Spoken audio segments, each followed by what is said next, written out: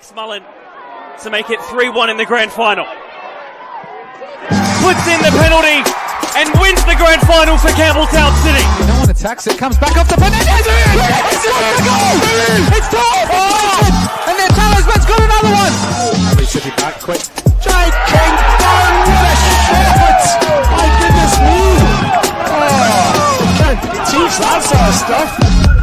Sends it in, keeps it low, and it's gone in! It's gone in!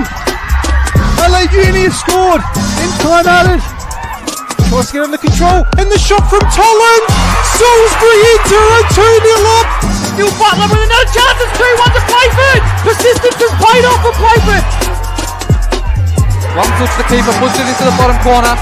Beach gives him a shoulder after that as well. He's lost his clean sheet, and he's lost his head with a red card! David, this is massive! Skills to make the girls sing, and the geezers too, yeah, we're doing this thing.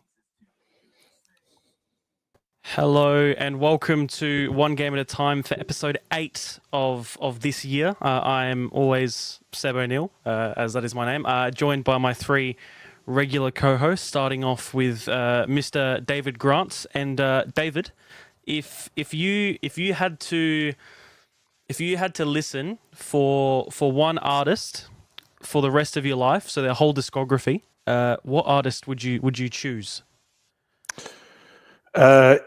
Good evening, Seb. I'm never quite prepared for these questions. Look, as a youngster growing up, I was a new romantic at heart, and I would probably always go back to Duran Duran. But I also liked very early U2. Do I have to pick one? If I have to pick one, it would be Duran Duran. Okay, that's simple enough. Also, as always, joined by Mr. Alessio Carocci. And Alessio, I'll ask the same question towards you. Maybe a movie soundtrack or a musical soundtrack? Considering your recent interests? I don't know if it has been in the movie or not, but any Michael Jackson for me. I love him. I love all his music. So, and he's got such a wide range from his whole career, so I'd have to go with him. Yeah, that's probably a very good choice, and I think your dog agrees as always. And also, always joined by Mark Talbot as well. Mark, same question towards you. Good evening, gentlemen. Yes. I was impressed with the terminology there, Seb, by the way. The discography, that was brilliant. I'm a music man, Mark. I'm a music man. Yeah, no, he's buying time, Seb. Mate. He's buying time. I already knew. As soon as you asked, I actually already knew. For me, it'd be Maroon 5. Oh, that's a rogue one. I think that's a rogue one. Why that? Oh, I love their music. I went to their Melbourne concert 5 years ago. I went to their first ever concert in Adelaide. So. Okay. Do you know what? That was an unexpected one, but that's why I asked these questions, because we find out new things all the time. And what about you, Seb? Oh. Yeah, good shout, David. I love it. I would. How the turns have tabled. I would go with one of Childish Gambino or Mac DeMarco. Oh, I can't pick one. Just one. Where you had to? I'll go with Mac DeMarco. And I can honestly say I've never heard of her. I'm right there with you, David. Sometimes you make me answer questions. As always, we'll start off with our picks of the week. Davide, we'll start with you. So my first pick of the week is my niece, who scored, who's making a comeback in football and playing for the North Epping Rangers over in the Northwestern Sydney Premier League. So this is Lucy Grant at the back post, powering her shot into the ground and then bouncing it over the top of the keeper. Bit disappointed in her celebration though. So here's the shot, there's the goal, and look at the celebration, just strides away. Everyone else is very happy. There is a celebration there, David. No, it's disappointing. Everybody else is very happy about it, but unfortunately, she's very nonchalant about it. So that's my first pick of the week. And my second pick of the week, Campbelltown City's first, not just their first goals, but their first points of the new season. So they managed to scrape. Well, can I say scrape? I wasn't there. I didn't see the whole game, but 2 very late goals. I don't have it in front of me right now, but from memory, Roxanne Dodd scored the first one in about the 88th minute or the 89th minute. And then Summer Doman, who was a substitute, came on and scored well into injury time. So 92nd minute there is on the screen. And then in the 97th minute, chip over the top to Summer Doman, who did that. So cool. And look at them. It obviously means a lot. You know, they've it's been a long time coming for them. And I've seen them play twice this year. Did a commentary game on them in round 1. And then I saw another game as well. And I've said all along that they're not out of their depth in this competition. I think they'll pick up points. And I don't know that they'll be the worst team in the league. And therefore, I expect that they might just stay up. They have to get a few wins on the board, of course, to get the momentum going in that. But that was my second pick of the week. How's that? Oh, big claims. You'll think they'll stay up, David? Oh, Yep. I'm not sure. You never know. We'll move on to Mark. We'll go to you. I can't remember what my pick of the week was. No, my pick of the week. I just had one. Just one I thought of actually just before we started. But That's my dangerous. first pick of the week is just very light and funny. I don't know if many people saw it on the socials, but A-League player Callum Talbot, no relation unfortunately, but Callum Talbot, his nickname is Squid. And I was thinking to myself, why in the world his name is his nickname Squid? And it turns out his middle name is Murray. So his name is Callum Murray. And so his nickname is Squid. And I just thought that was absolutely genius. I loved it. And I thought that was, I love good nicknames, and that was just brilliant. So I had to mention that. And the other one was, it was obviously the Arsenal. I just wanted to say a shout out to all those Arsenal supporters out there. What a great week it has been, because we celebrated St. Totteringham's Day last week. And then we obviously got to celebrate this morning as well. So all of those Arsenal supporters that are listening, happy St. Totteringham's Day for last week. And hopefully with the second leg's just as good as the first. I guess we'll find out in just a few moments, probably that was the second and the third best free kick taken this week. But it was, that's right. Carry on, do you guys know what St. Totteringham's Day is? I don't actually. No. Okay, I do, so yes. Yes, I knew Alessio would know. St. Tottenham's Day is when Tottenham can no longer finish above Arsenal in the league mathematically. So we celebrate it pretty close to every year. So yeah, it's good fun. But anyway, that's my pick of the week. Well, just to quickly continue on to it, you say no relation to you, but Callum Talbot looks an awful little bit like, in my opinion, Alessio Carocci, does he not? He does. Yeah, he does a little bit. Yeah. I definitely Yeah, see when that. I had shorter hair, I got the shouts a couple of times. Maybe a I bit more definitely- grown up looking. I definitely, maybe a bit more like further away, maybe like a playing photo like that. is That a one bit- there. No, the one down. Go one down, Alessio. Which one? Landscape one. The one with the landscape one with the Press bit at the conference. bottom. Callum Talbot press conference. Up, Jump on up. that one. Up. Oh One yeah, more, yeah, that yeah, one. yeah, yeah. Yeah, that one there. That's the Carocci look. Yep. Yeah. So you say no relation, but I think there's some somewhere between your two families they've combined along the line. Somewhere between the show. Yes, yeah, somewhat. Alessio, on to you. Yeah, I didn't have a lot to pick out this week, but I just thought the quality of the goals in the goal of the week, this week's wrap, was just unbelievable. All leagues, obviously we can't see the State League 2 ones, but State League 1 and MPL, like this free kick from Fabian Taladera, not sure if he's left-footed even, to be honest. He might be, to be honest, but if he's not, even better. And then the next one, another free kick from... it was the Bressan one, which is It's again, fooling you. it's an unbelievable finish again there, outside of the box, top corner again. I mean, some of these goals that we see in the previous weeks, people complain that they're not top corner enough or not hard enough to do. But another free kick by our guest we'll see later tonight, Lorenzo. And the other ones from, I think, the State League 1, where unbelievable volleys and top corners that you just can't pick out any better. This one was the interesting one with the player in goal, James O'Toole for Sturt Lions, and he got a good hand on it, Mark. So I don't know if you're critiquing some future goalkeeper in Jimmy there, but pretty difficult to get anything on that. But he's done all right there. And I think the last one is Omar Dodero for Blue Eagles, who absolutely took the leather off it here into the top corner. Oh. Yeah, no, There's not many that I've seen in the past, but That's Yeah. that's a goal and a half. And what's annoying is we've got such good quality this week. Those 6 could win any other week, but 5 of those will miss out for goal of the month. Yeah, very true. Very, very true. But yeah, I that's probably the first time I'd actually seen them all, and yeah, it's disgusting how many good goals were scored this week. Yes, very good picks as always. Love hearing about your love of calamari, Mark, as always. Big. I just thought big, that was hilarious. big seafood man. Oh, what? I wasn't expecting that. Well, That's- neither was I. That's so unplanned. Oh, Will I go and- maybe will I go and yeah, see maybe you who's at should the go door? check it, David. Yeah. Okay, hold on a second. Oh, each week we're never ready for this. Got to be more prepared, David. You won't believe who it is. Oh, I don't. Maybe I will. I don't think I will though. 50-50 Funny if I chance. said, Yeah. It'd be funny if I said someone's name other than the 2 that we've got booked in, wouldn't it?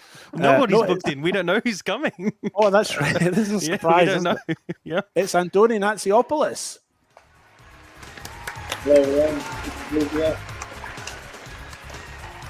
What a pleasure. Not even planned at all. Yeah, David, you sit back down. I'm sure there's there's nothing We should- else that you got to get up for. We should get Alessio to get the next one. Oh, well, what do you mean the next one? We don't know if there's a next one. Oh, there is a next one. What? Can't believe it. Oh, who's getting it? I'll get it. Oh, I'll go see you if, get it. I'll go see if, Unless go you see if the dogs are bothering him or not. Let me just Yeah, check. yeah, you got to check on the dogs always.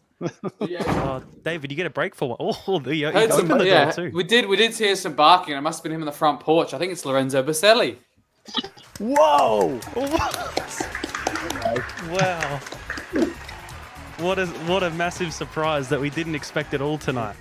I think we're getting Wasn't- better at that, though. Andoni, Lorenzo, thank you so much for joining us. Pleasure to have you both. I suppose we'll start off as I normally do with our guests, just sort of going through both of your footballing journeys to I guess where you are now, your own development. Andoni, we'll start with you. Yeah, obviously I started off at Port Adelaide Pirates as a 5-year-old. My parents strictly said no Greek or Serbian clubs, so that's why we ventured off to the Pirates, and my cousin was playing there at the time. Played a good 10 years there. Loved the club, great people. There's still some fantastic people there now. And then on that means the club got relegated. There was a lot of stuff that was out of our control. We had a very good team. We all wanted to stay, but unfortunately football doesn't work out always. And I decided to come to probably the only place that I was ever gonna move to, which was Y City. And I've been playing here ever since for the last 7 years. And yeah, that's the journey. Yep, probably the main player I associate when I hear with FK Beograd as well. So very good to hear. Lorenzo, for you. It's a little bit longer than Andoni's story, but started playing back home, obviously, in Italy, in the team of my town. Played there for 11 years. It was pretty much all the group of friends that I'm still hanging out with, so it's pretty nice. Then moved to a couple of clubs in Italy, played in Serie B before moving to the US, where I played college for 5 years. It's supposed to be 4, but they gave athletes an extra year because of COVID. So I stayed there an extra year and came back home because I couldn't find a team in the US, unfortunately. Played 8 months back home and then Australia, Beograd. Very nice to hear. And I suppose we'll stay on you. I guess, obviously, as you said, you've been around a few different countries. You've moved here to Adelaide. I guess, what are the differences to you so far that you've seen between, I guess, the US/Italy to Adelaide and Australia here? I guess the good and the bad, even the quality of football that you're playing here as well. Football-wise, Italy itself, it's very different from any other league. It's very tactical, very defensive-minded. My thought, obviously. The U.S. college soccer, not the U.S. because it's It's college soccer is another completely different league. First of all, like the rules. So we play pretty much 90 minutes because the clock stops every time the ball goes out. Every time there's a free kick, yellow card, penalty, stuff like that, the clock stops. So you pretty much play, I want to say at least 80 minutes of playing time. Subs, you can come back, you can go off and then come back on in the first half. Second half is the same. So rules are very interesting. They're made so that the game could be intense at all points. But the Australian football, not the AFL, but Australian football is very similar regarding to intensity, quickness of play, physicality to the US. I don't find very similar to the Italian football, which is very interesting.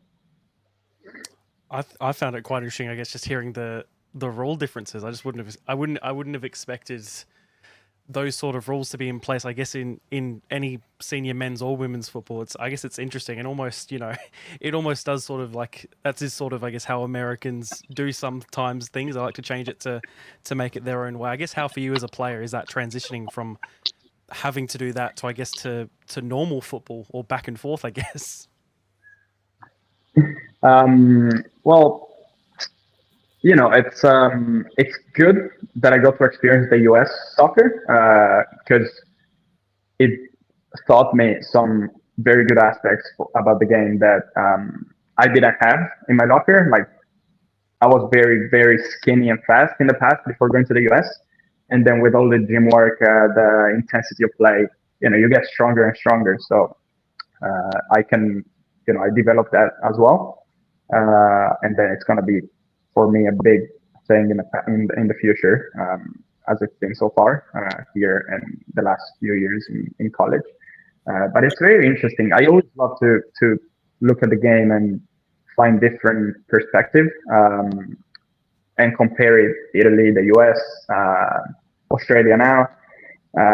Same as roles. Like I used to be a referee in Dallas, and I loved it because it made me aware of some aspects you don't necessarily think about when you're only a player, And coaching as well. That's something I will do in the future, but that's something I've picked up in America. So it's not only soccer like the playing style or playing, and just giving another perspective of the actual game.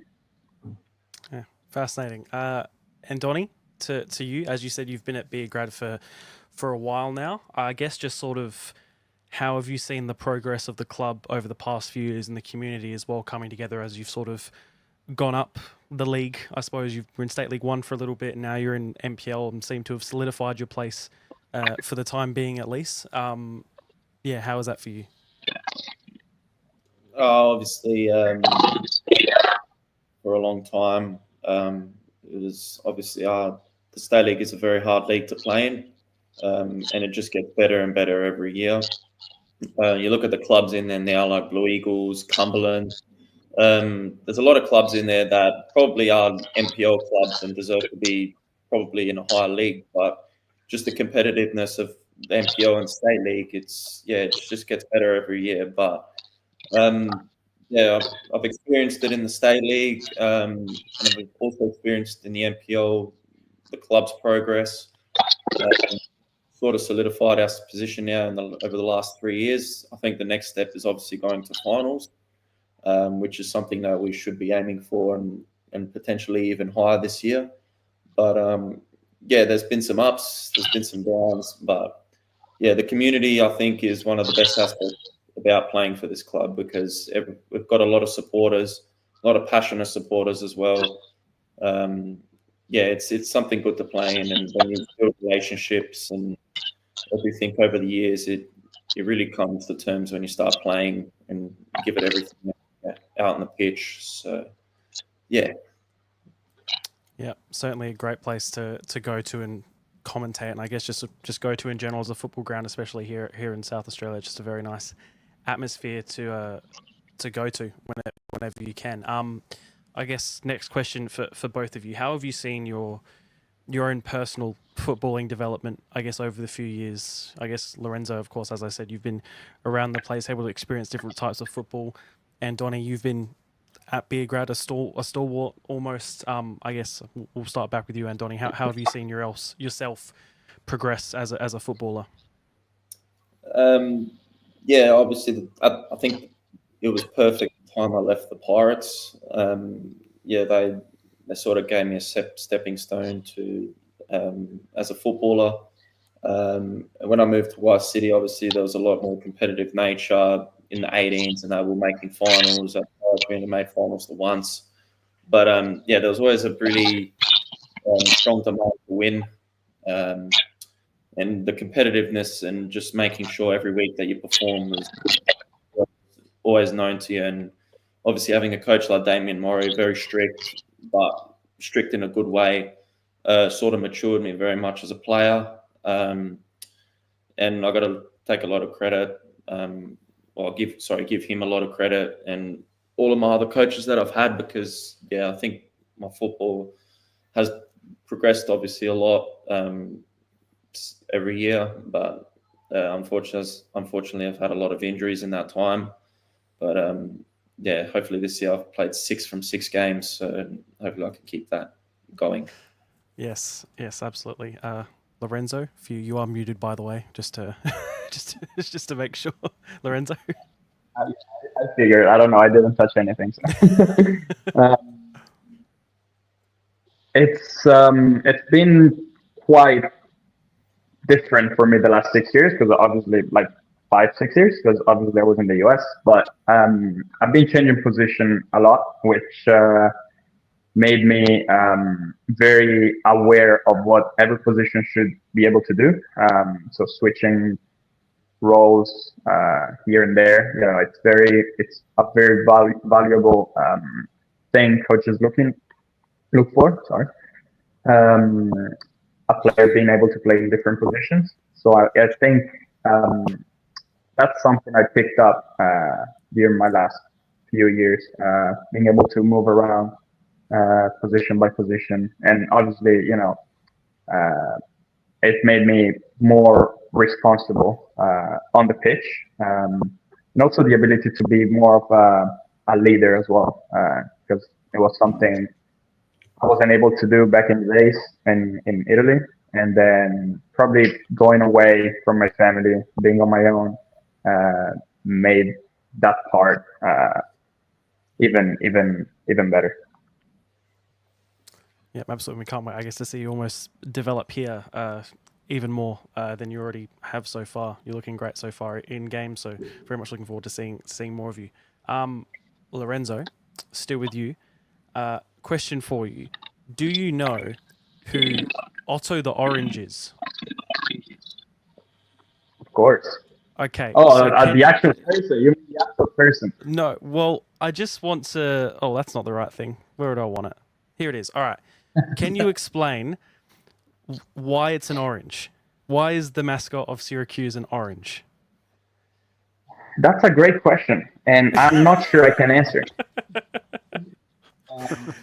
To be fair, I don't know. I don't know why it's an orange. I can tell you there's many people that are underneath that costume. So it's not always the same. But it's a very curious question, and I don't know the answer to it. That's fine. It's very funny. We're playing games or on the stands watching our games, other games, and there's this orange that pops up sometimes on the stand and pops around, cheers for us. It was very funny. Well, I suppose my next question, which opens up to the panel, if any NPL club, but I guess in particular, if Beograd had a mascot, what should it be? And Donnie, you're probably one of the most qualified people to answer this. What could you and should your mascot be? You're probably thinking the same thing as me. Probably a Chevap. Yeah. in a suit of Lepinja, which is the bread. That's what I'd be going for. Yeah. They used to be called the Warriors. They were White City Warriors at one stage. Now I'm showing my age, but give a Chevap a sword, maybe.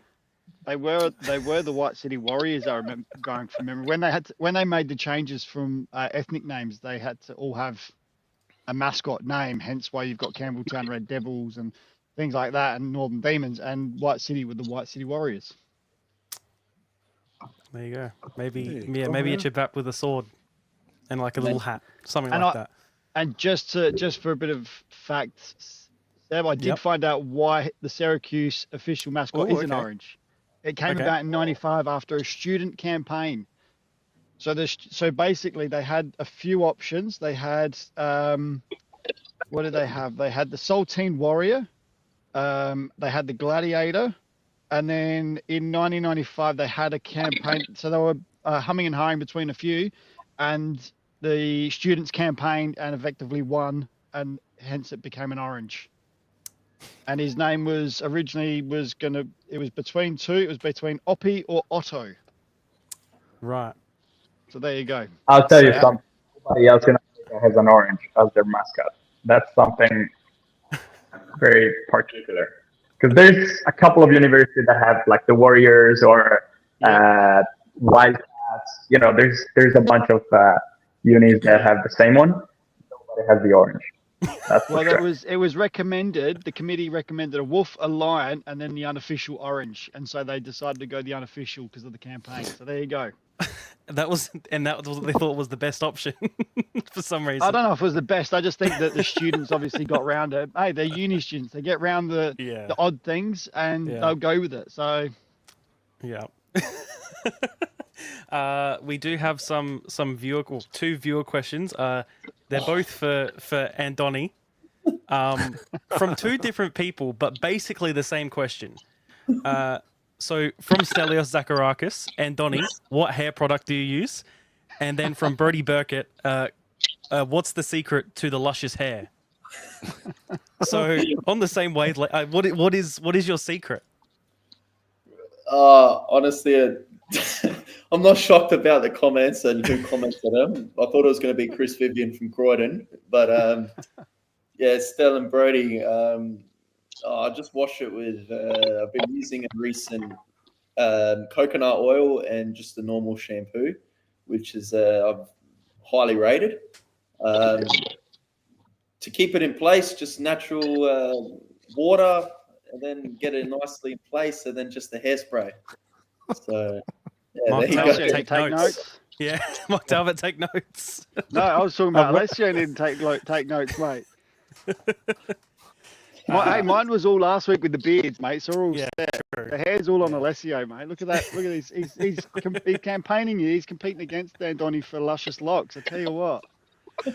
I'll open up questions to the rest of the panel. David, do you have any questions for either Andoni or Lorenzo? I've got a few questions for Lorenzo. You guys know that you've been on the panel with me for a while, and you guys know that I'm fluent in multiple languages. You probably didn't know that Lorenzo's also fluent in multiple languages as well. He speaks Italian, of course, Spanish, French, and English, as we've found out tonight. So I just thought maybe I could ask a few questions to Lorenzo in one of those languages that we're both very fluent in, and I've opted for Italian tonight. So, buonasera, Lorenzo.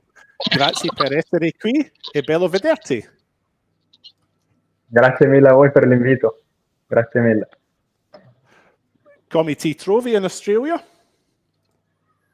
Bene, bene, molto diverso sia dagli Stati Uniti che dall'Italia. Mi trovo bene con tutti i compagni. Adelaide è una città che comunque rispecchia dove vorrei vivere io, molto tranquilla, molto, molto vivibile, per cui per ora non mi posso lamentare di niente. Yeah. Alessio Croce è un tuo grandissimo sostenitore e un giovane giocatore che cerca di avere successo. Ha qualche consiglio per lui? Io mi focalizzo sempre nel lavoro di squadra, non penso mai a devo fare questo o quello, penso sempre alla squadra per primo, e penso che sia una cosa molto importante perché comunque ti porta poi ad avere una certa importanza nella squadra, ad avere un ruolo di di discreta appunto importanza nei confronti di tutti i giocatori e anche dell'allenatore. Yes, yes. Mark Talbot pensa che la vostra squadra farà molto bene questa stagione, anche tu sei sicuro? Sono sicurissimo, abbiamo iniziato un po' così con 3 sconfitte, però ci stiamo riprendendo e c'è un buono spirito nella squadra adesso e speriamo di poter fare un'altra vittoria sabato a Playford. Yes, yes. Seb O'Neill ha previsto che il FK Beograd non avrebbe fatto molto bene questa stagione. Lui pensa che sarai al 10° posto. Cosa ne pensi? Ma penso che è un campionato tutto molto ravvicinato, con tutte le squadre che sono molto equilibrate, tutte le partite possono andare in qualsiasi direzione, per cui non sarei sorpreso se qualche squadra che è data come favorita poi finisse come ultima dei playoff piuttosto che non facesse playoff, quindi non mi sorprende, ecco. Yeah. Seb, for your benefit there, I just reminded Lorenzo that you predicted that Beograd wouldn't do very well this year, and you said that they would finish 10th out of 12. So I just asked him what he thought of that. Grazie per il tuo tempo. That's me done, Seb. Thank you very much. Grazie. Well, thank you. Very impressed, actually. Please Oh, tell me very Alessio can impressed. translate that. Yeah, Alessio, surely you knew a little bit. Yeah. All I heard is some things about like first teams and work, and yeah, that's about some of the Yeah, stuff I could translate. There was a couple of things I could translate, which was Seb O'Neill's name, my name, and Alessio's name. So I'm right there. Tell you what, I've got this sussed. I also said Playford somewhere in there. Ooh. Oh, seasons. Yeah, I knew that. Alessio, Mark, any questions from either of you? I've actually got a question from a viewer as well who just wanted to, and you can maybe tell me if you know who this is, Andoni, but they asked, when is one of your long shots going to hit the target?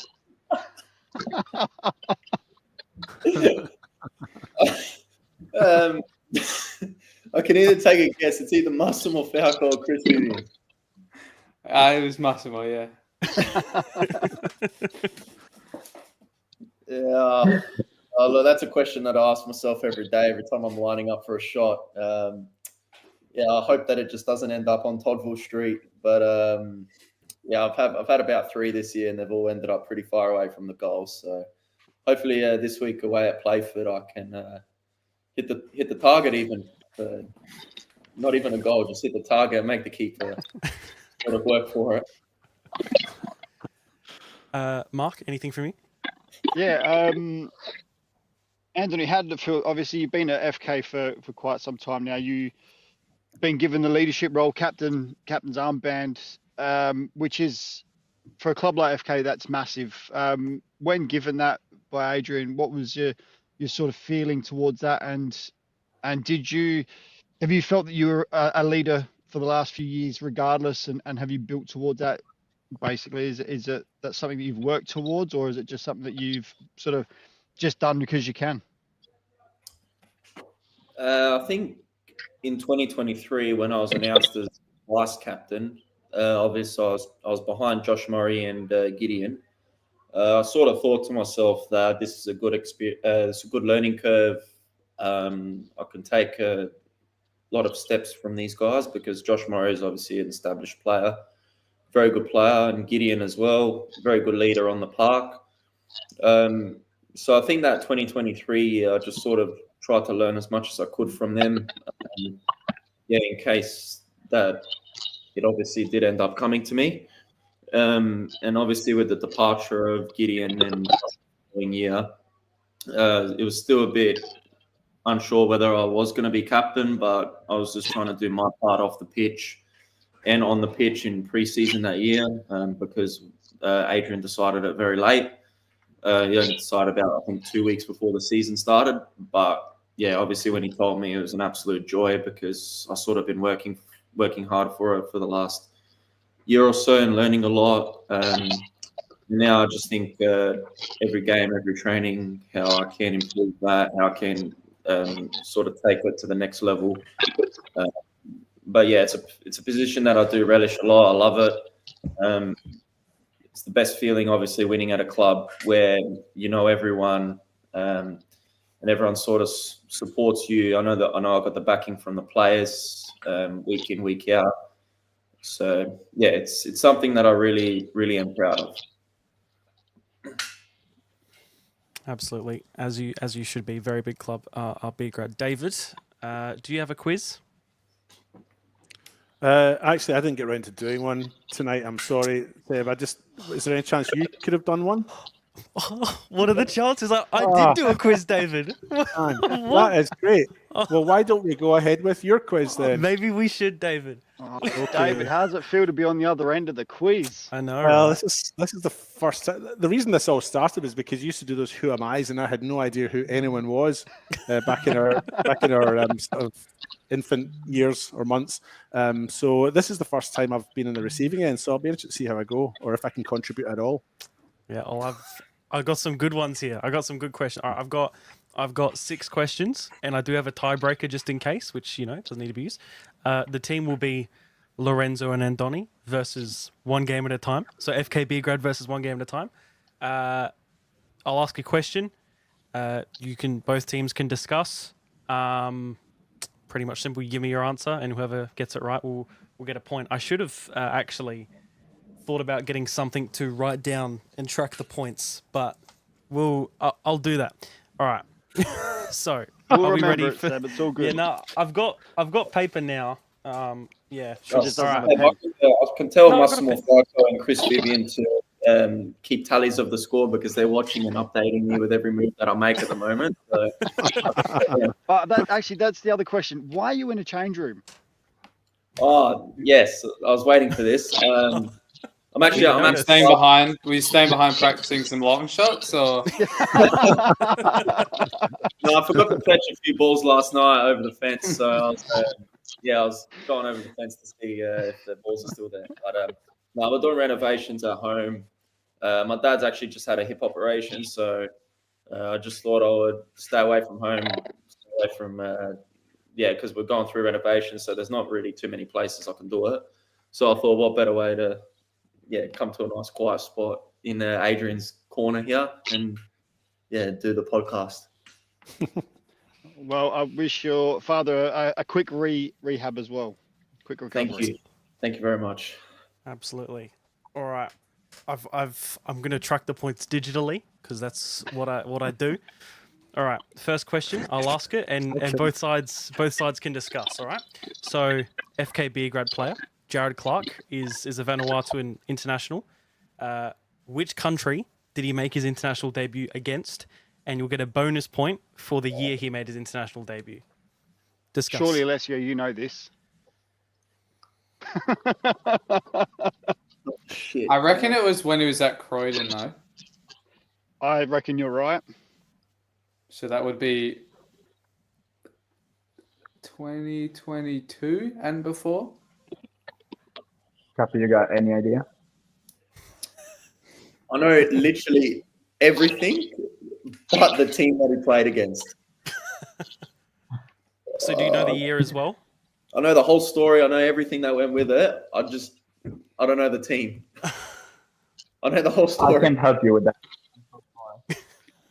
I'm just going to go rogue cannot shout help. and go 2022 against Fiji. All right. Have you locked in that guess? Yeah, I'm good. I'm happy with that, Alessio, because I have no idea. All right. Yeah, I don't know. And Donny Lorenzo, you can say the same if you want, but No, obviously it you'll get the was same amount of points if it is correct. It was 2022. It was in Okay. Qatar.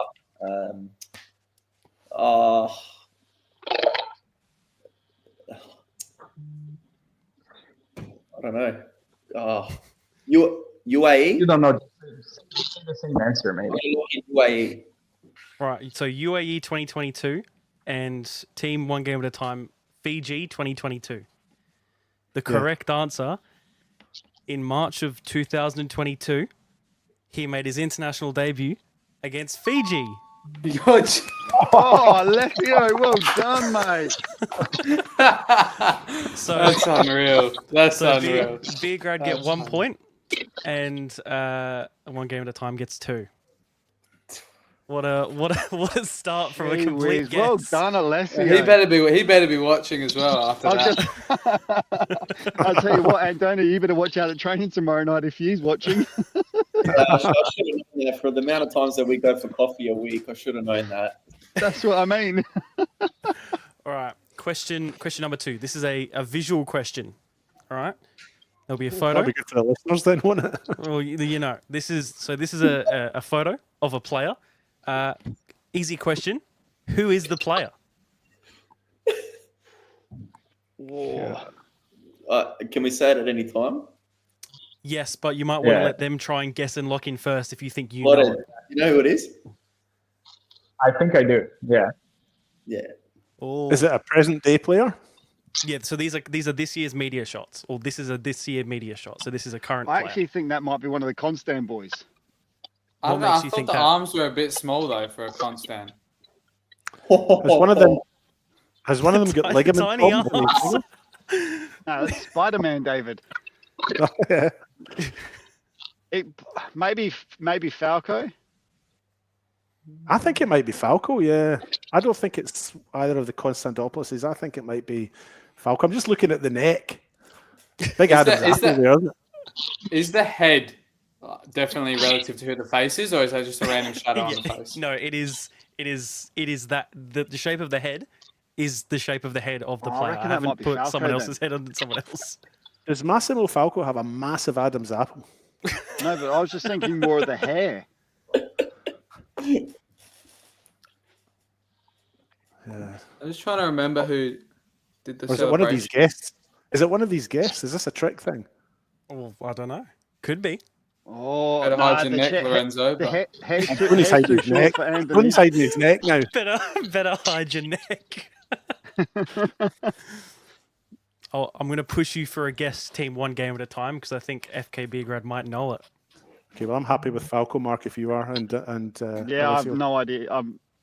Alessio's not happy with that. I know that. I don't know. Who you I don't thinking? know. Can you, if you guys know it, has this person scored this season? You don't have to answer this question. Yes, you do. We'll answer after you give your final answer.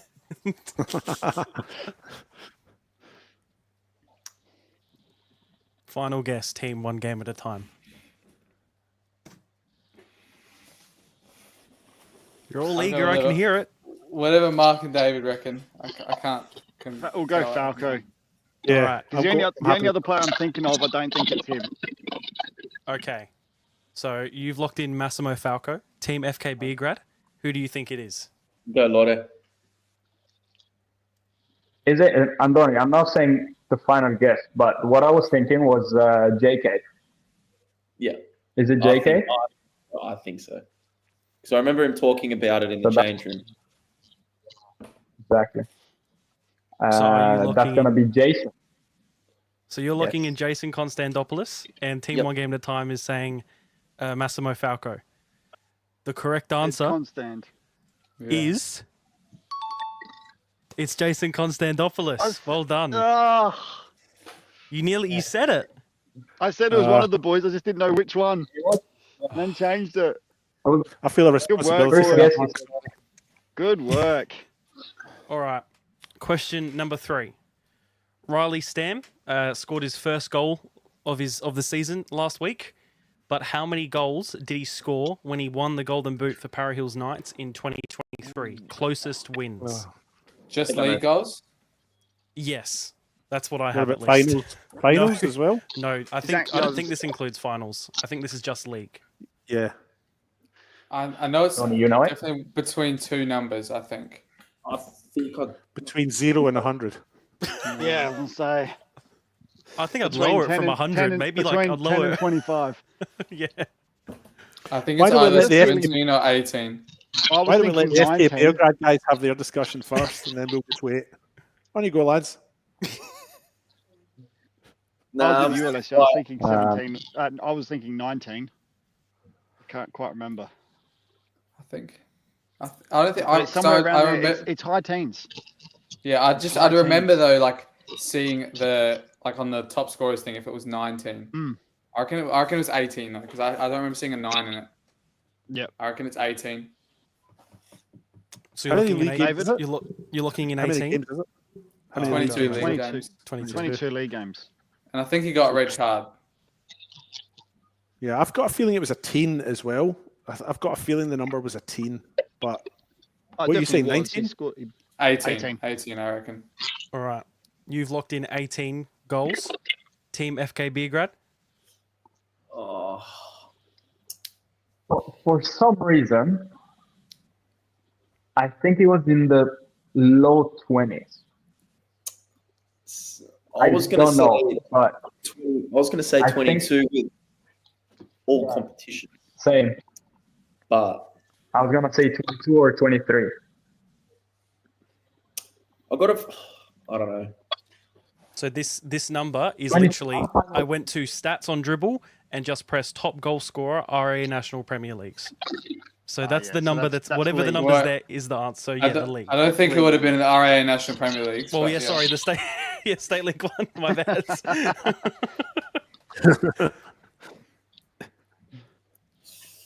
What do we want to go with?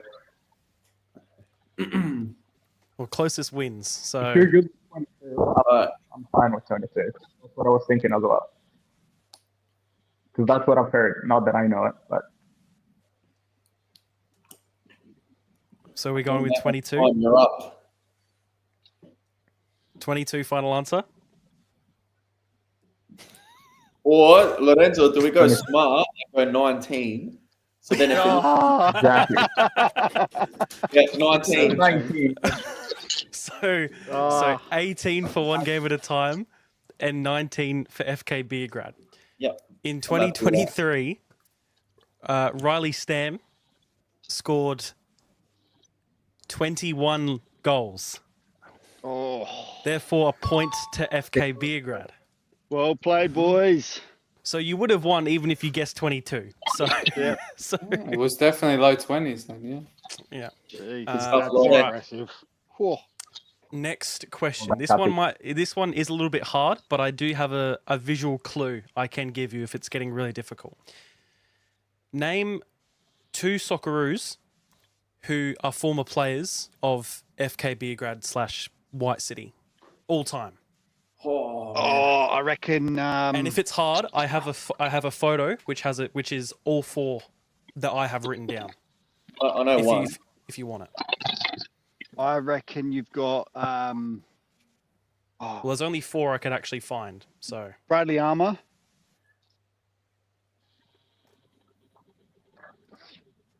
I reckon Bradley Armour's 1.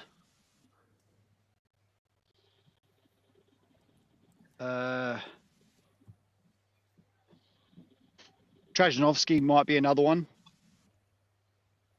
And I'm digging deep here now because this is tough. and if you do say someone that I don't have written down, I can research and double check. But I have 4 written down that I could find from my own research. And I can show a photo if you guys would like the photo. So is it a point? Have you blanked out the faces or? I've blanked out the faces. Oh, okay. I can show do you want the photo? Is it a point for every time you say a person, or is it just Or at the end? I need 2. So you only get a point if you get 2. You have to name 2. What if we've already named one?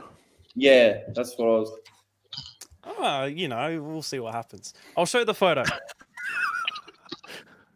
Yeah, I know one. Oh, I know one as well. Are you sure he played for White City? Which one are you talking about? Bottom left. No, the Yes. number 11. And Correct. bottom right. I need to double check who's in these photos. But from my research, yes. I reckon 19 might be trash. 19 Bottom, is Milan Ivanovic. Which I'm one was fairly that? Oh, good shout. Yeah. 12. sure. Milan 12 is Ivanovic. Ivanovic. Yeah, that's what I thought. And Oh, I sorry, reckon no. the top one might be. Oh, sorry, number 12. Number 12 is Milan. Yeah, Alright, yeah. that is 1 for FK Beograd. then You've you- named 1 there in the bottom right. Oh, well, I'll name number 11 as Craig Goodwin before they name it. Nope, incorrect. Not Craig Goodwin. That's what I thought. I thought it was Craig Goodwin. It looks a lot Yeah, like. looks like That's I reckon that bottom left is probably the most. It might be the harder one. It would be the newest, yeah. I can't have Is he you born? here, Andoni. I'm so sorry. Is he born? Is he born here, bottom left? Yeah, very much so. I think. I'm pretty sure. I'll double check, but I feel like I'm going to kick myself if I don't get this one. yeah. He's Top Number left 19 is not Trajanovski. oh, okay. So Alessio, bottom left. He wasn't born here, but he is an Adelaide boy. Okay. Very much so. What is that? 19 is not face? Trajanovski. What was that, Mark? Number 19 is not Trajanovski. It is. Yes. So Top- one of the teams need to name at least one more each. Which I one got was no Who it? does it first? Top left, I got no idea. Bottom left is killing me. Whoever names the next one out of these two gets the point. Number 10 is not one of the Aloisi boys, is it? What's the name in the back of that shirt? You can almost see it, can't you? So that top left, not one of the Aloisi boys. You're not giving me an answer. You're just giving me vagues. I can't answer a question like that. Oh I my need god, to- I that's Ross Aloisi. Is that your final answer, Andoni? That's my final answer. Because he coached here. Well done. Gave Any it to you. any Still trying to final work out who the bottom one guesses? is. Any final Look at guesses that. at bottom left? I'll give you a clue. What year did he play Has at played in the A League. He has played in the A-League. He is the joint third tallest player to have represented the Socceroos behind Josh Zelko Kennedy. Kalach Surely not. and Harry Suter. It's not. No, it's not. It's Josh. It looked Kennedy like did not- Josh Kennedy. Josh What year Kennedy did did not play for he play at FK FK Beograd. Beograd? What year did he What play year? at FK Beograd? Yeah. 2005. Oh, okay. Hey, This- Andoni, this you one's might not have just been born. Do you know what? An extra point if anybody can get this bottom left, because this is a fun one. What A League team did he play for? I won't tell you who, but I can tell you he played for two. But one's not Adelaide United. Oh my god. I didn't say that. 2005. We are all going to be kicking ourselves at the end of this. No, because the thing is, I played against FK Beograd in 2005. That's why it's bugging me. On his Wikipedia, FK Beograd is labelled as obviously White City as well. If that Yeah. helps. I don't know. Yeah, in 05, yeah. I'll be kicking myself when I see this. He Oh. he would have been. So, Seb, just to he would have recap been then, 19 Seb. at the time when he played for FK Beograd. So just in that year. to He was recap then, Seb. 19 for us. Yeah, sorry, David. Just to recap then, so he played for FK Beograd about 2005. He's the Yep. third tallest player to have played for the Socceroos, whatever that clue really Joint. means. He's the joint third. And he's obviously an attacking player wearing 11, is he? And Is he? is he? I don't know. And he was 19 then, so that would make him about 45 or something now. He was 19 when he played for White City. He played for 2005. Australia in between the years of 2009 and 39 2013. He's Did he play at a 39 World now. Cup? Did he play in the 2010 World Cup squad? Good question. so. I can't tell you. Okay. 7 international appearances, 3 goals. Well, that's not a defender, is it? Is it though? Could it be? Or am I throwing you off once again? Oh, No. Yeah, he's got the Tiempos on, so I'm going to be I'm spewing at Andrew for this because usually Andrew rants about every single great player that's walked through White City's doors, and we had a Socceroo and doesn't say anything. Yeah, is that Matt Ryan behind him as well? That's a yeah, ball it boy. could be. Yeah, no, I think it is Matt Ryan actually. That's a good spot. All right, I'll give you some more clues just to move this along, and then hopefully it helps. All right.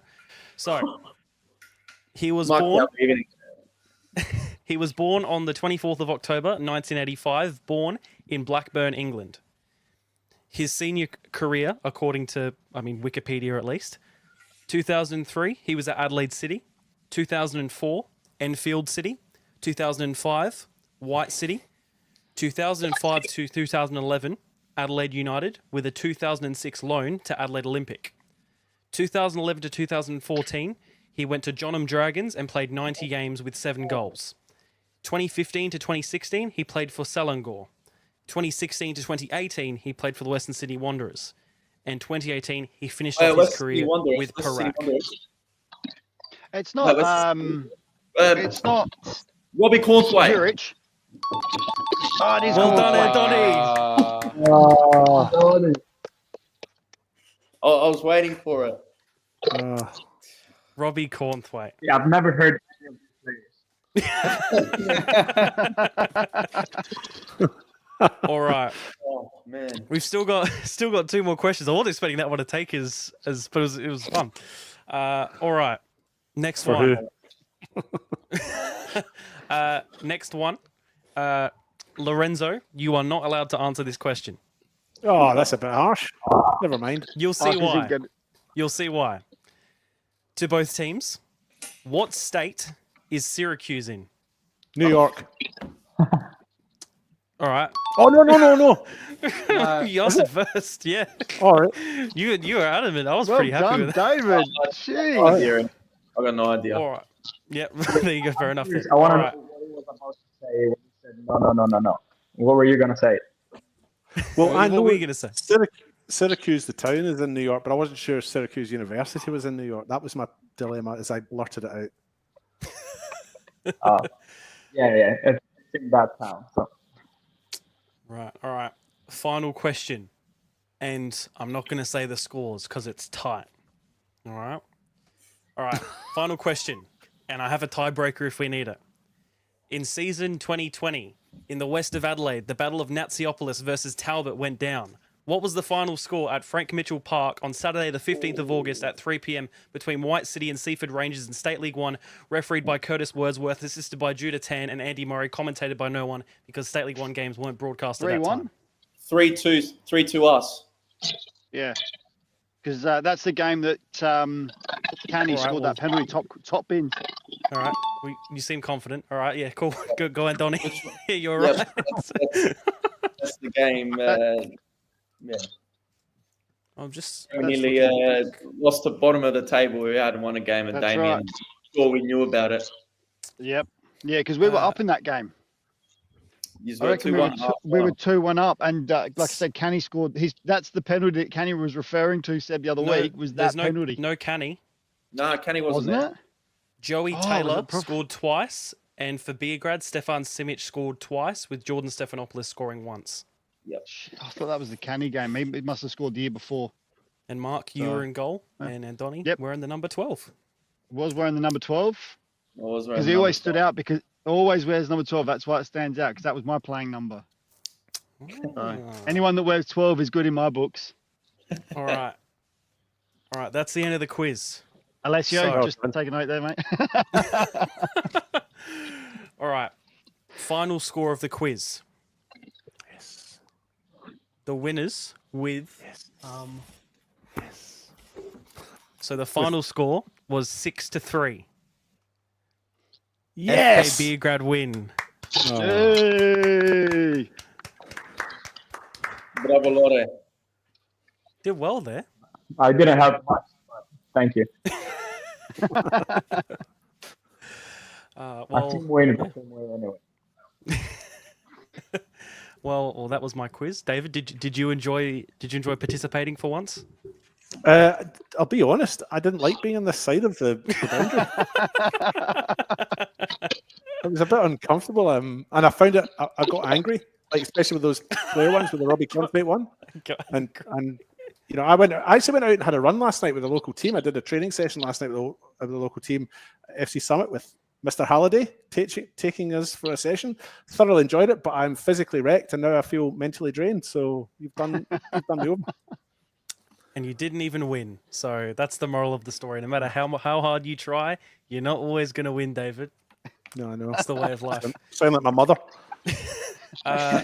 Unless there's anything else from you, David, Alessio, and Mark. Well, Oh, I was just going to see if I could just do a little quick predictions from Lorenzo and Andoni on yes, please.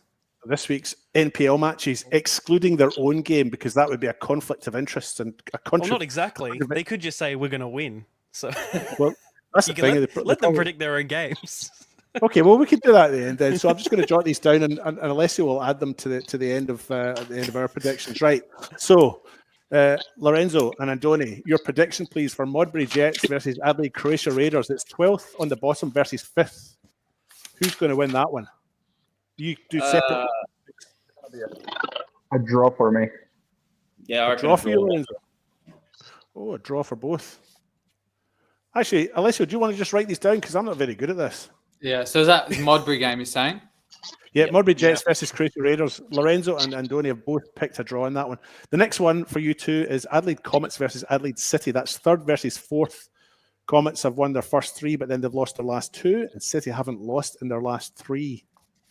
Comets have conceded the fewest league goals this season, just 3 goals in their 5 league games. What's your pick in that one? Adelaide City. I'm going to say a draw again. Okay. Oh, that's what I like to see. Someone sitting on the fence. Yeah. The best way to do it. Actually, Alessio, do you need scores as well? Are you happy with just outcomes? Happy with the outcomes, that's fine. Okay, you ready? The next two boys are West Torrens Barculla versus the Metro Stars, 11th versus 1st. Metro Stars have slipped up recently. They haven't had a league win in their last 2, and they scraped a win versus Gawler in the Cup. Consider that. But they are averaging nearly 3 goals per game against the Barculla side that is conceding an average of over 2 goals per game. What's your prediction on that one? I think Metro bounce back.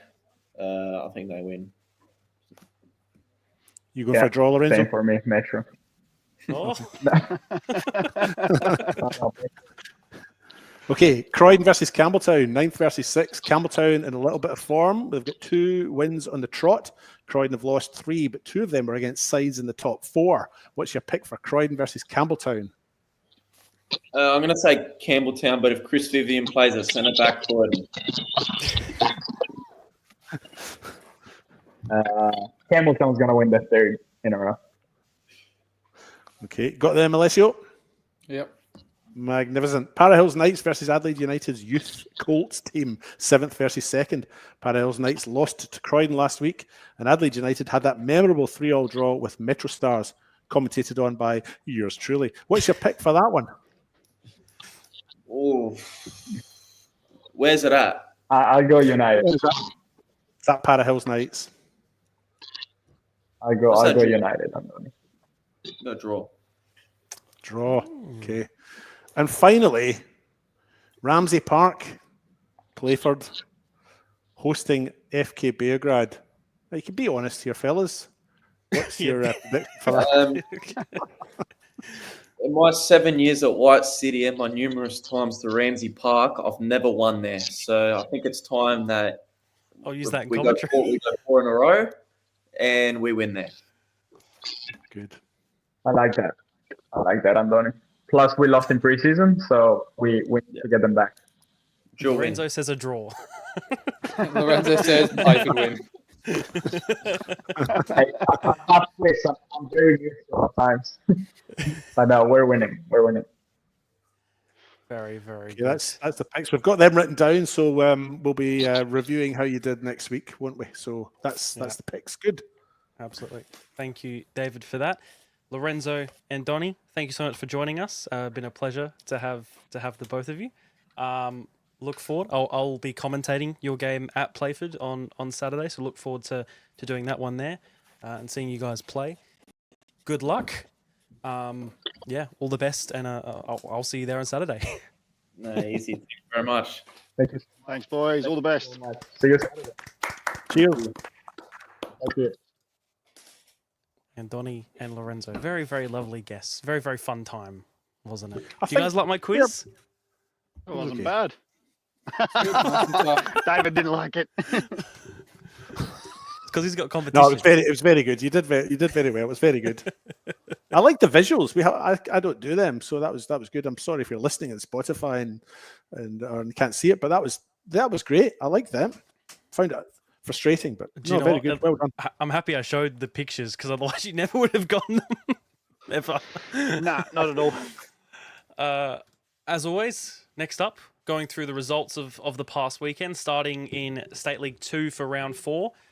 Starting in the north, Gawler Eagles 3-1 over Elizabeth Grove, Garn United 2-1 over Port Adelaide, Salisbury Inter a 3-0 win over Northern Demons, and Modbury Vista and Adelaide Atletico playing a 2-2 draw. And then in the south, Adelaide Uni beating the Hills Hawks 4-1. Adelaide Titans at home losing 3-0 to Eastern United. Seaford Rangers beating Mount Barker 4-1. And Noarlunga losing 2-0 to Western Strikers. What, I guess, are our standouts from that? I think perhaps maybe the Vista draw with Atletico, possibly one of the biggest shocks of the weekend.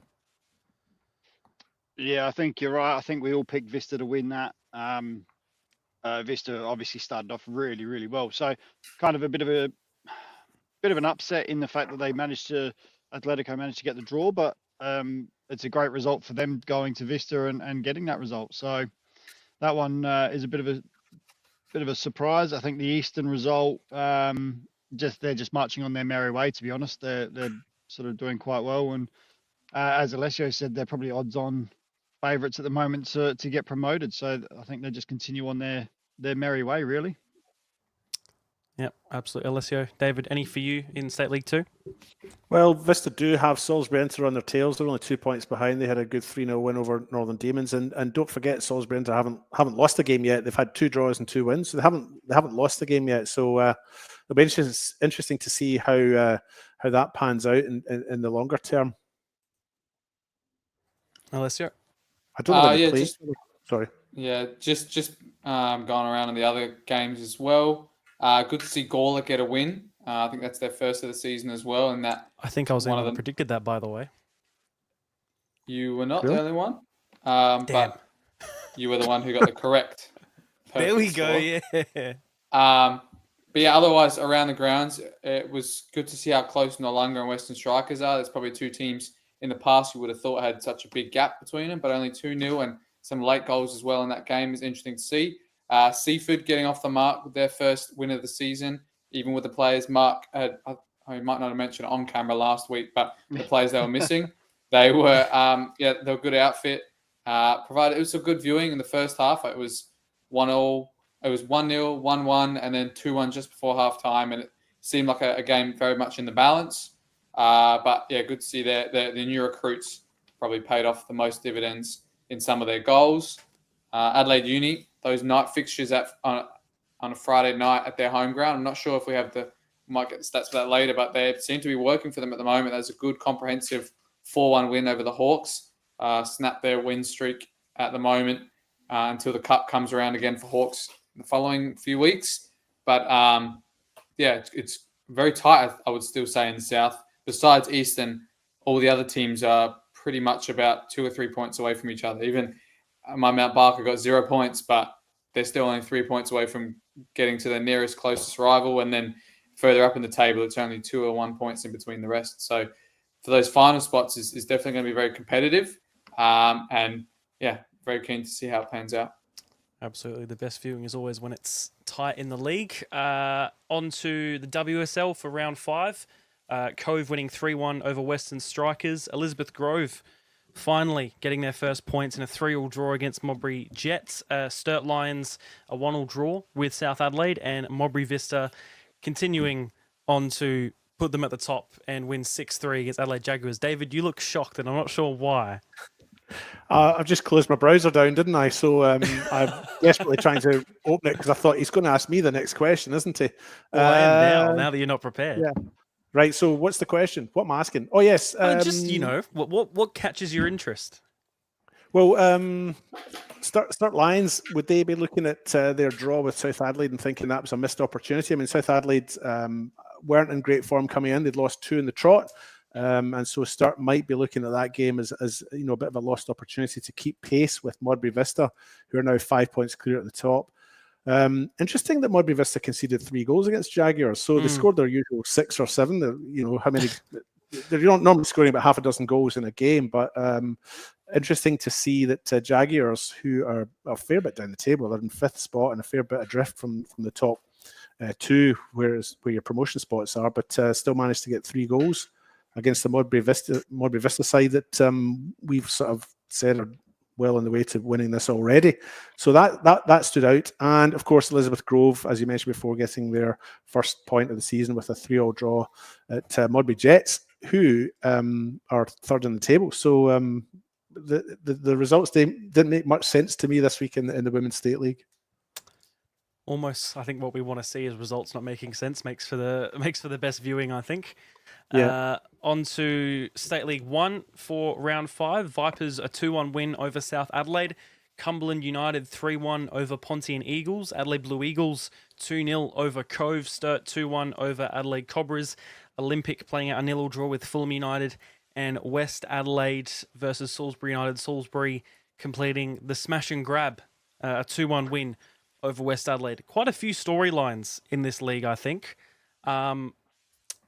South Adelaide, interesting. Still continuing on, on a losing run, Mark. I suppose going to you on this.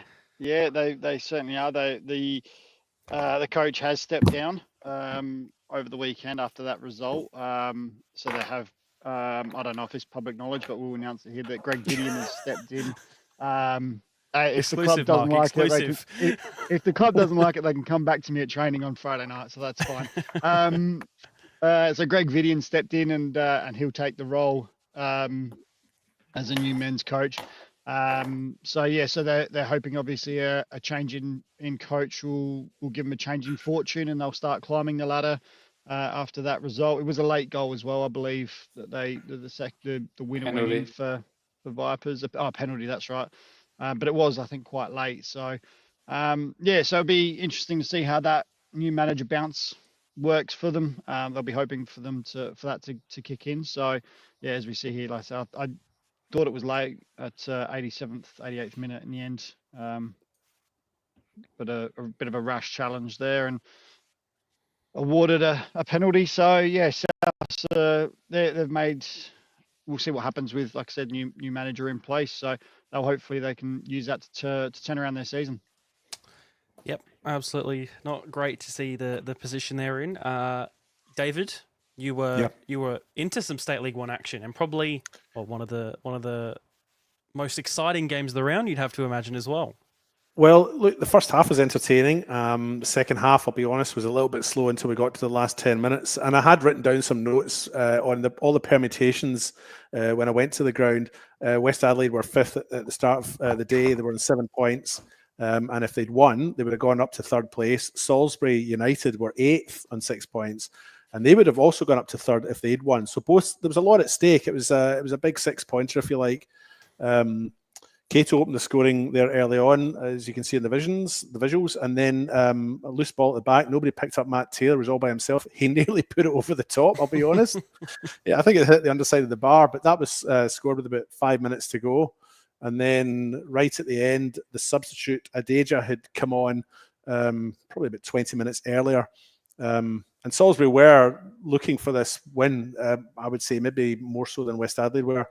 A shot from Shinto here at the edge of the box, spilled by O'Donnell in the goal, and then Adejo cleaned up to win the points at the end. I felt a little bit for West Adelaide. I felt over the duration of play, they were maybe the better of the two teams, and I think the statistics back that up. I didn't have them at the time, but afterwards when I went back to look at the game, the statistics kind of backed that little theory up that West Adelaide maybe had more shots on goal, more possession and so on. So felt a little bit for them. But at the end of the day, it's down to how many times you put the ball into the back of the net. And my old pal, Sarah Taylor, was there. She came up to me at the end of the day and she was saying that she thought Matt might have blazed that one over the bar just towards the end. One of those ones that just pops out to you and you get your feet wrong or whatever, then it's easy to do. But a massive win for Salisbury United. And that has taken them up to 3rd on the table, which is where West Adelaide would have been had they won it. But as it happens, they didn't, and they've dropped down to 6th. So it was a massive game for both sides. But I enjoyed my time there. Absolutely, was good to watch that final bit. Alessio, finally, anything from you? Yeah, I wanted to mention two of the games that I watched, and in particular the Cumberland game with a couple of goals from Hugo Remington. Obviously, State League 2 Player of the Year last year, followed the coach Phil Stubbins onto Cumberland, and he looks like he's stepping up the leagues with ease, which is it's great to see for Cumberland, and also a bit of new advertising I saw at their stadium. Now I think it's sponsored by Lady Borough, and they've had if you see there some new signage on the far side as well. And yeah, he's just coming into this league with great form. Yeah, I think it was also might have been second top scorer, I think, in the State League 2 last year in all competitions. Though he would have equaled Kashindi's tally. But yeah, obviously it was great for him and great for the club. Ponting did get back into it with a penalty from that man Kashindi as well. So I'm sure they were going back to forth on who had the golden boot last year, who's going to get it this year. But for Pontian, I think it's just they're finding it tough away from home, and like I would have expected, and I said that they were the new Playford this year, they're finding it tough on artificials as well. Elsewhere, we saw the loss on penalties to Seaford last week and losses in previous to other teams. The other game I wanted to highlight was the Sturt game, of course. Still perfect under John Fusco's reign as coach.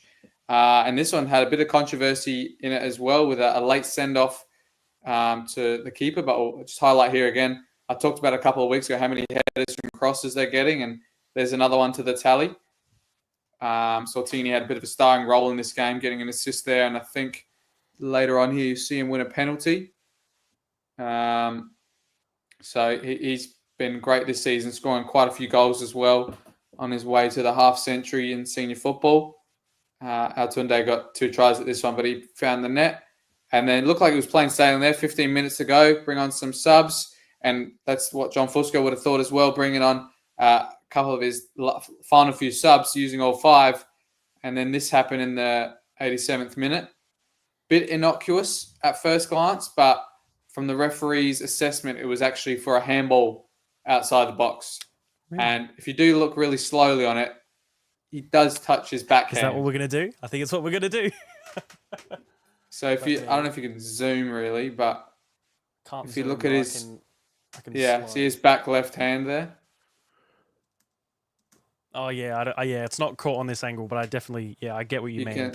If you touch I think it does strike his hand, right? Was that a straight red though for that?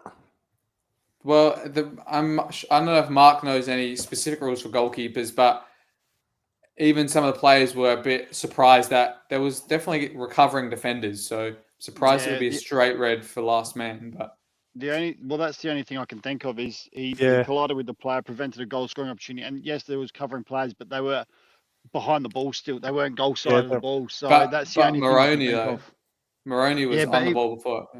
But that's the only thing I can think of is that they were all in a line along with the ball. So, but yeah, so they had to put a player in goals, but it'll be interesting to see next week. Obviously, they've got to use probably one of the best backup keepers you got in that league in Josh Kavanagh. So I'm sure he's going to be relishing the opportunity to step in. But perfect start for them, and they're going to keep marching on. Their next game, we'll go out in the predictions, is against West Adelaide.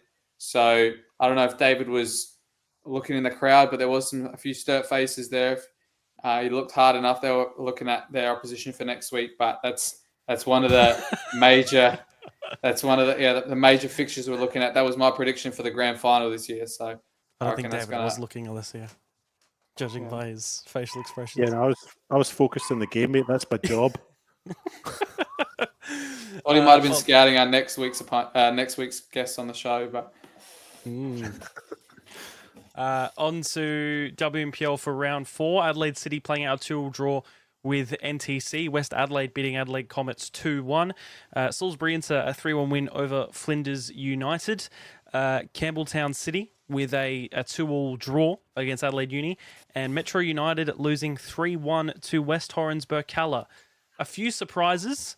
We're going to start, I think, with, Friday. The Adelaide City game. The controversy, I think, is the only way to put it. This free kick coming in, it's spilled by the keeper, and there isn't too many protests. And then I reckon after about maybe 30 seconds, it's called back for the lines or the assistant referee to make the decision, and it's given a goal. Do we think, I guess my question, do we think it crossed the line from what we saw? Because You can't even tell from what from I that saw, angle. I don't think it crossed the line. I think the only person who really knows is probably the goalkeeper and maybe the attacker, Grayson Bleeschke. They're probably the only two who do know. And Grayson Bleeschke's reaction for me is half-hearted. She doesn't look like a person who's certain that ball crossed the line either. Yeah, and then the thing for me is that I don't think you see the rest of the NTC team protesting too much, really, after it as well. So, but no, and that's the game where there was another red card for a goalkeeper grabbing the ball deliberately a red outside of card. the box. Yes. So that game is full of all sorts of incidents. A bit earlier on, I can't remember the goalie's name. Is it Abby Lucas? Abby Lucas has made an attempt to grab the ball as it's at her feet. She slipped and then grabbed the ball. And that's absolutely preventing a goal-scoring opportunity and absolutely deliberate. So there's no doubt in my mind that that's a red card, and I'm not sure why you would think it's anything other than that. It's just so that was the earlier more than anything. Yeah, absolutely. Your first instinct is to go to ground to grab the ball. That's what I would be doing in that situation. So I'm certainly not having a go at Abby. It's something I would probably easily have done in that situation as well. But it's definitely red for me, that one. And then the controversy at the end, just to add to the spice, I suppose, was the kind of the decision at the end where we're not in the business of we don't want to speak negatively about players or officials. We want to speak positively about the game and everything. But I didn't quite get that at the end. I think the only person who really knew if that crossed the line is probably the goalkeeper, and I don't think the attacking player was even convinced of it either. So it doesn't matter. It's done and dusted. They drew, and we move on, right? Yep. Well, we'll stick with you. You were at another game. I was allocated the Salisbury Inter versus Flinders United game. Carl Maynard versus Tom Monsignor. The opening goal you got on the screen here was a little bit controversial in itself, in that the flag had gone up very early on and some players had stopped, including myself. So this is the first rule of the game. You played to the whistle and I'd ignored that. But the referee overruled the linesperson or the assistant linesperson on the side, and the goal stood. So that was who scored that one? Victoria Rickards had opened the scoring there. Then Yasmin Elliott got caught short with a long ball, a wonderful through ball by Nishitani to her compatriot Sugihara. She took a couple of steps there. Young Elliott came out, was caught in two minds, and Sugihara put the ball away for the equaliser. And then, what happened to this one? I can't remember this one. Well, that's right. The ball just. Do you know, for the life of me, I got Georgia Box and Angela Mills mixed up all afternoon. One came off and one came on, and it was Angela Mills, I think, that had scored that goal as a result of some good work in the byline by Georgia Box, or the other way around. Can't remember. Angela Mills, the goal scorer. But I put Angela Mills down as my best on ground that day. I thought she had a tremendous game, did a really good job. And then the winning goal, it was already kind of won at 2-1, wasn't it? But the third goal, young Cravo had an acre of space here. Here you go, have a free throw. There's nobody on you. She chipped it over the top, and a penalty given. Now I was asked afterwards by the Flinders camp what my opinion on it, but it's hard to tell, isn't it? I mean, you really can't tell for certain whether it's a penalty. I think it's or just not. More clumsy than anything. Looking at it, yeah, and I don't mean clumsy in like it's a silly challenge that didn't need to be made. It's just a tangle of legs. Well, what I think if you come back to the throw in there, the ball's been thrown to Cravo, and she's all by herself. Nobody's picked her up. So there's your first basic mistake, I think. And then the chip forward is a lottery, because you get two people running for the ball in the penalty box. It's always going to be dangerous. But I think Cravo not being picked up is probably. None of it would have happened if that hadn't happened, if that makes sense. Salisbury are probably the better of the two teams on the day.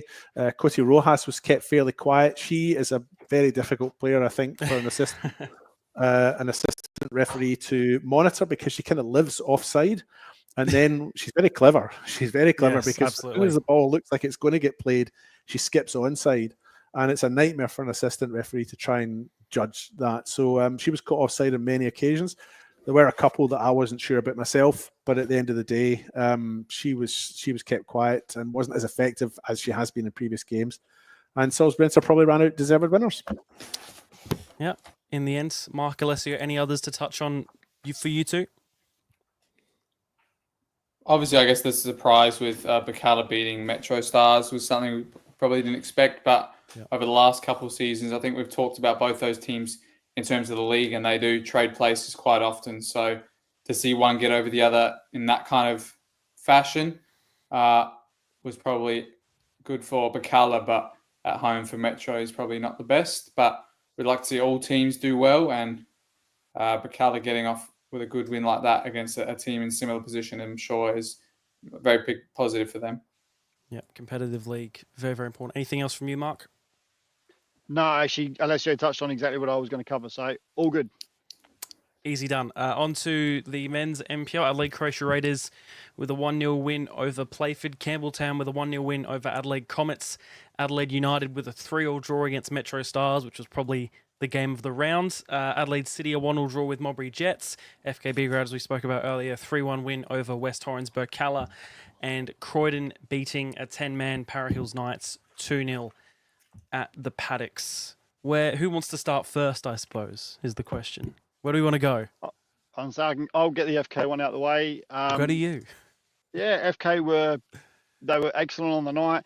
And we said this from the very start that they were, even when they were losing games, they were still playing well for that first half. They've now started to string a full 90 minutes together and make their possession and make their pressure count. And that's what they're doing now. Boselli finished with an absolute cracker of a free kick, which is obviously in the goal of the week, which is great. Dakota Oshenham made a great save in the first half as well, which was an outstanding save. And Riley Stam getting off the mark for him, I think, is a massive thing for him because it breaks that duck.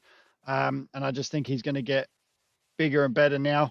Bacala, I said on the broadcast, the one moment of real quality they had in the final third, they scored from, which is Conway's goal. He's scored 5 and 5 now. But once they had that, but they just didn't do it enough. They just didn't create enough of those chances. And there's one of the subs, Ivanic, scoring the second goal. So the subs made by Adrian, when he made them, really changed the game for FK Beograd. They were starting to get tired.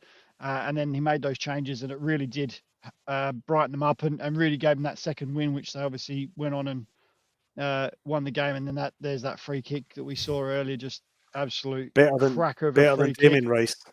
Better than Damien Rice. Who was that? Better than who? Better than who, David?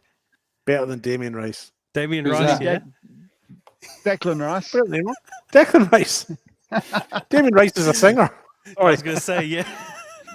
But yeah, so no, it was a great result for FK Beograd, and it just put a bit of pressure on Berks. Now they haven't had a win, but they've had 4 draws. But they've got to get that win just to give them some confidence. Absolutely, David. We'll head over to you next because Jackson Woodfin scored a hat trick. Jackson Woodfin, yeah. So did Brodie Taladera and Cameron Burkett. No, I landed my feet this week. I've had a couple of games that haven't blown me away, but this one did. It was fantastic. Yeah, well, I was trying to be polite. Be honest, why not? Well, yeah, they've been. I've seemed to. This was speaking positively. This was a great game to cover. Cameron Woodfin hat trick. I'm not sure when the last time he ever scored a hat trick was, or if he's ever scored a hat trick. He'll need to let us know. But scoring opened early on. Brodie Burkett onto a loose ball there from a poor back pass. It has to be said from Hamish Gow in the 11th minute to give Adelaide United's Colt side a 1-0 lead, and then he popped up again, another loose ball, and a little bit of a tug in the shirt, just to have been pulled down to the ground by, I think, RB Mollis from memory. Can't recall exactly, but Burkett picked the ball up straight away and marched himself off to the penalty spot to take that, and that stuck that one away to give them a 2-0 lead in 23 minutes. And then we went into, so that was half time. Then we went into the second half. Cameron Woodfin, who had a great game, it has to be said, along with Michael Cittadini. They were both standout players. And Scott Nagle, I felt, was very good as well in the sort of left-back position. But Cameron Woodfin scored his first in the 57th minute. Hamish Gow, look at that, straight through the middle. And then two players going for the same ball, but Thomas Visser's crossed it back, and Woodfin's in the middle, and he's tucked it away. Muted celebrations at that point because they just pulled one back. The statistics that we had showed that Metro Stars score 50% of their league games this year in the last 15 minutes. So as we approached that period of time, Woodfin popped up again. Well, he was unmarked for a header in the middle here. Not picked up at all. 70th minute to make it 2-2. And then a little foul outside the box led to a free kick, which Harry Crawford and Fabian Taladera were poised over. And it looked like Crawford was the player who was shaping up to take it, but then Taladera did this with his left foot. Another Declan Rice special. Declan Rice moves down to third and fourth best free kicks this week. Once you've seen that one, and the Lorenzo Boselli behind Damien Rice. Damien Rice. He is a singer, Damien Rice. I was listening to his album earlier on. That's why it was in my mind. And then we're well into injury time here, 94th minute. And look at this ball from Scott Nagle. Look, he has a little look up as well. Chips over the top, and Woodfin just takes it and tucks it away with aplomb. A little bit like a Dejo for Salisbury United in that earlier game, the way he took it down. But Woodfin with a hat trick finished 3-3, and that was game done and dusted. I had a funny wee moment at half time. Antonis was taking photographs, and he introduced me to some of his Adelaide United supporting friends who were from Glasgow. And prior to my arrival at their where they were seated, Antonis had intimated to them that I followed the hoops. See the hoops behind me? He was describing them as the glorious hoops. So as I walked over, these guys were a little bit on edge as I walked towards them, because they'd interpreted Antonis saying that I followed the hoops as being a Celtic fan. I go over there, there was already friction. I said, oh no, not those hoops. So yes, they were all Rangers fans, and they were a little bit uptight about me when I walked over. But that was an aside. It finished 3-3. It was a great game, and I thoroughly enjoyed myself at Service FM on Friday night. Also on Friday night, Alessio, to you were at Campbelltown. I was, yep, back to back for me, and seems like I'm their good luck omen as they took another win. This time it was a pretty dull game. I won't be as polite as David. It was quite loose touches, loose passes. That whole first half, I mean, from the Campbelltown players, it seemed like apparently Comets were parking the bus a little bit. But I just thought it was just void of a lot of quality the whole game until just after halftime. Josh Murray in that area, we've seen him do it quite a few times. I'm sure you've seen that goal many a time in the last season, at least from him being at Campbelltown. But you just can't leave him that space and that time to just drive in, because you know what he's going to do, even if it's not as far in the corner as some of the other goals in the goal of the week. That's maybe why he's missing in that voting category. But otherwise, nonetheless, he opened his account in the Cup in the previous week, and now he finally got one in the league. So they're looking like they're in good form at the moment. And for the Comets side, it was the first time I've seen them all season. Quite a lot of new players in that team, and it's interesting as well, the positions that they're playing them in as well, with Ikonomopoulos deep in the midfield, Mavro-Lombardos the same. Obviously, Labasso is now a striker, so he's playing up top there, but even Zacharias, as we mentioned previously in the pod Friends with Andoni, he was playing on the wing instead of fullback. So they're obviously trying things, trying to get different performance out of different players, but I thought probably a better player on the night was Min Sung Park at left back.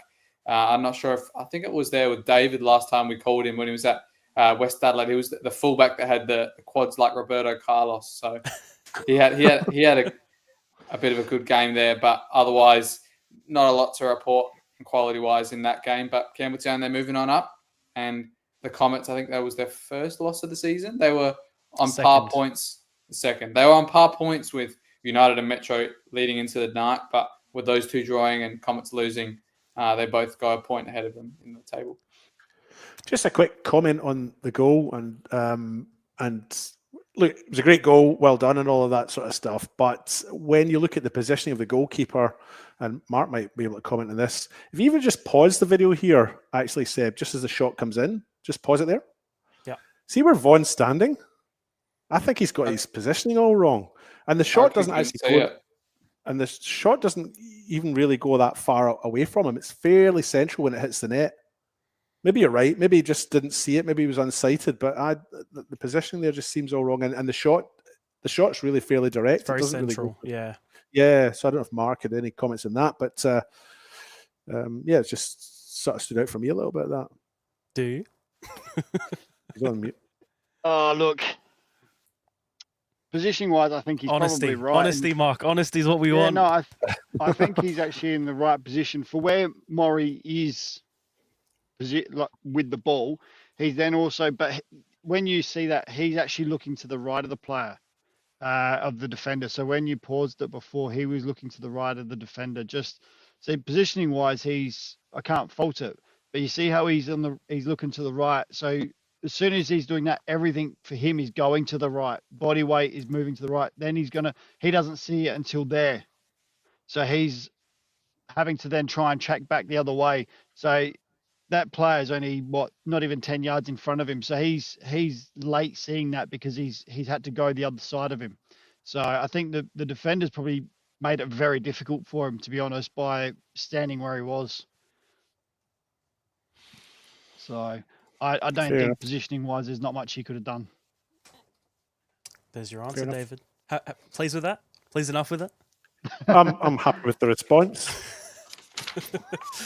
All right, we'll move on to our predictions. We need to check with Alessio first. We'll have a quick check. Again, a pretty decent week from all of us. All round, 10 plus correct winners. And we had 5 perfect score lines. Wow. Mark had 1, and that was Vipers 2-1 winning over South Adelaide. Seb had 2. Of course, he picked the South Adelaide one. Seb had the 3-1 Gawler win, as we talked about earlier in the podcast, and also the 3-1 Cove WSL win. And I had 2. I had the Salisbury Inter 3-0 win in the men's, and NTC and Adelaide City women's 2-2 draw. So that leaves the points in 4th place with 103 points, David Grant. Yes! Only 5 points ahead of him with 108 points is myself. Oh. 2 points ahead of me on 110 is Seb. Oh, and then Mark with 100 points. And then 16 points ahead of Seb is Mark with 126. Okay. Next week's joker round, though, right? Everyone gets a joker except Mark, so our point count for double. The cup round is where a lot of us pick up points, so true. Be good. Very, very true. All right, predictions. State League 2, North Adelaide Atletico versus Gawler Eagles. I'm going to go for a 3-1 Atletico win. David, do you want me to go before you this week, or do you want to go before me? I'm just checking before we start. Well, let's mix it up. I'll go first this time. What was the game? Okay. Atletico and Gawler. Gawler. I'll go for. I've only just brought the page up. Sorry. I'll go for Gawler 1-0. 2-2. I've gone the same 2-2 draw. Northern Demons versus Mulberry Vista. I'm going to go for a 4-0 Vista win. I'll go for 3-0 Vista win. Back on track. I've gone 4-1 Vista. 4-1. Oof. I was going to go 3-0 along with David, I think. Elizabeth Grove versus Garn United. I'm going to go for a 4-1 Garn win. I'll go for a Garn win as well. I'll go for 3-2. 3-1 Garn. I was going to go the same 3-1 Garn. And finally, for the North, Port Adelaide versus Salisbury Inter. I'm going to go for a 3-1 Inter win. I'll go for a wee upset in this. I'll go for a draw. 2-2. 2-1 Inter. I'll go 3-2 Inter. On to the South, Western Strikers versus Adelaide Uni. I'm going to go for a 3-0 Uni win.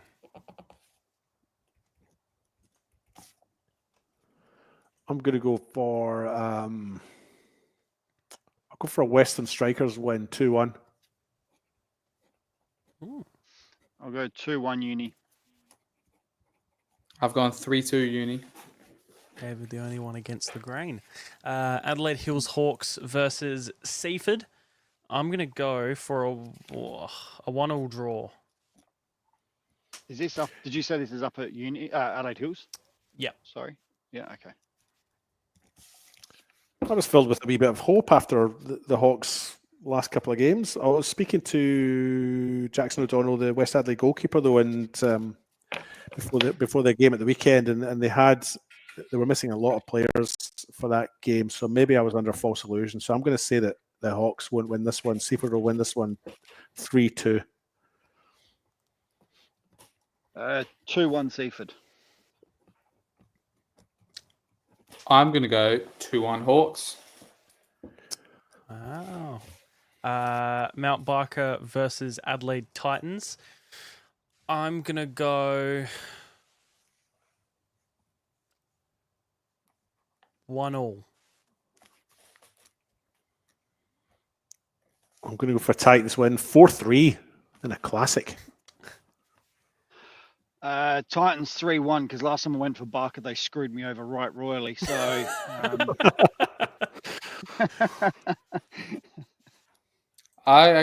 to go 2-1 Mount Barker. Final one, Eastern United versus Noarlunga. I'm going to go for 5-0 Eastern. wow, that's a big one. Is this at Noarlunga? At Eastern. Okay,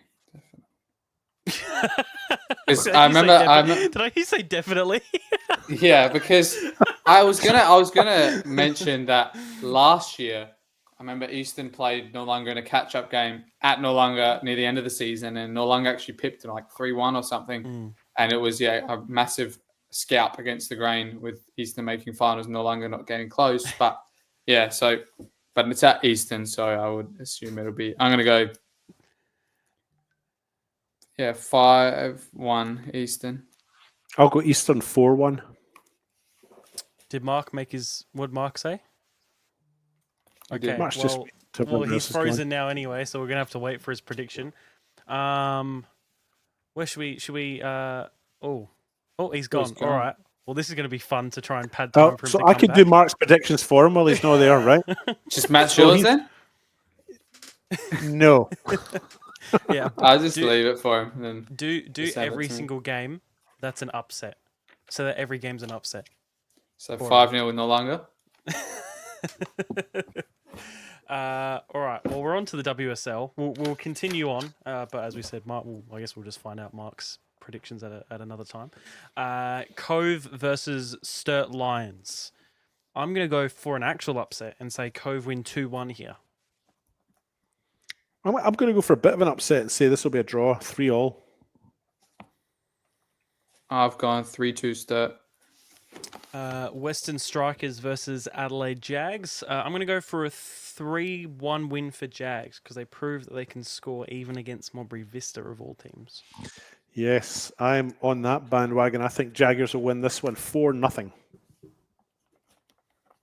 I've gone a 2-2 draw. South Adelaide versus Elizabeth Grove. I'm going to predict a 2-2 draw. South Adelaide, Elizabeth Grove. I'll go for a 3-2 win for South Adelaide. I've gone a 1-0 draw. And then finally, the Modbury Derby between Jets and Vista. I think Vista will win 5-1. I think Vista will win, but that leaky defence the other day just makes me a bit suspicious. So I'll go for a Modbury Vista win. I'll go 4-3. Lots of goals. I've gone 5-2 Vista. On to State League 1 for round 6. South Adelaide versus Adelaide Blue Eagles. It's an interesting one, I think. Is it a night game at South Adelaide too? Yeah, I think so. I think it's a Friday night. I'm going to go 2-1 Blue Eagles. I'm going to go 3-0 Blue Eagles. I will go 2-0 Blue Eagles. Adelaide Cobras versus Cumberland United. I'm going to go for a 3-1 Cumberland. I'll go for 3-0 Cumberland. I'll go 4-2 Cumberland. Cove versus Salisbury. I'll wait as I'll be able to reintroduce Mr. Mark Talbot. I'm trying to pad for time because I still can't do it yet. Now I can. You have to applause. Okay. Yep. Oh, he came and then he went.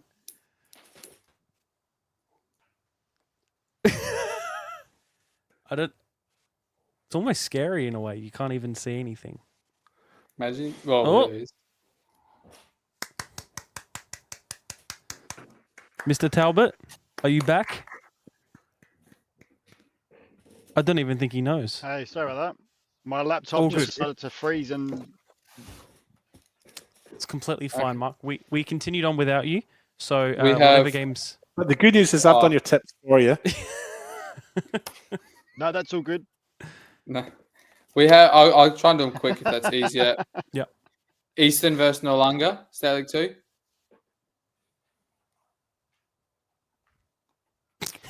Eastern 3-0.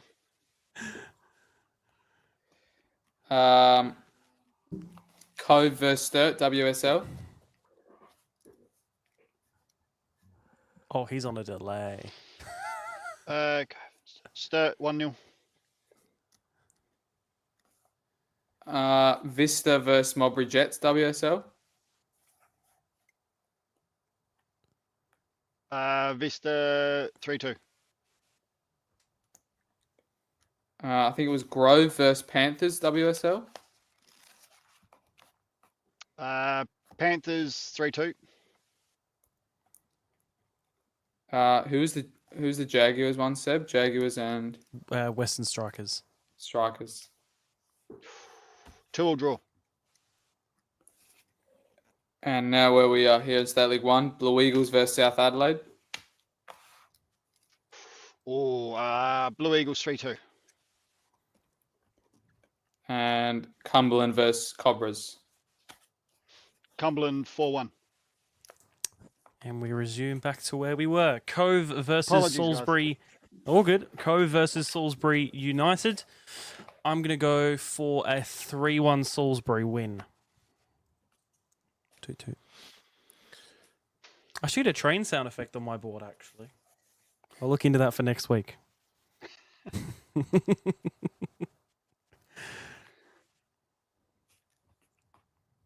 I mean, if no one wants to predict, that's a cool thing.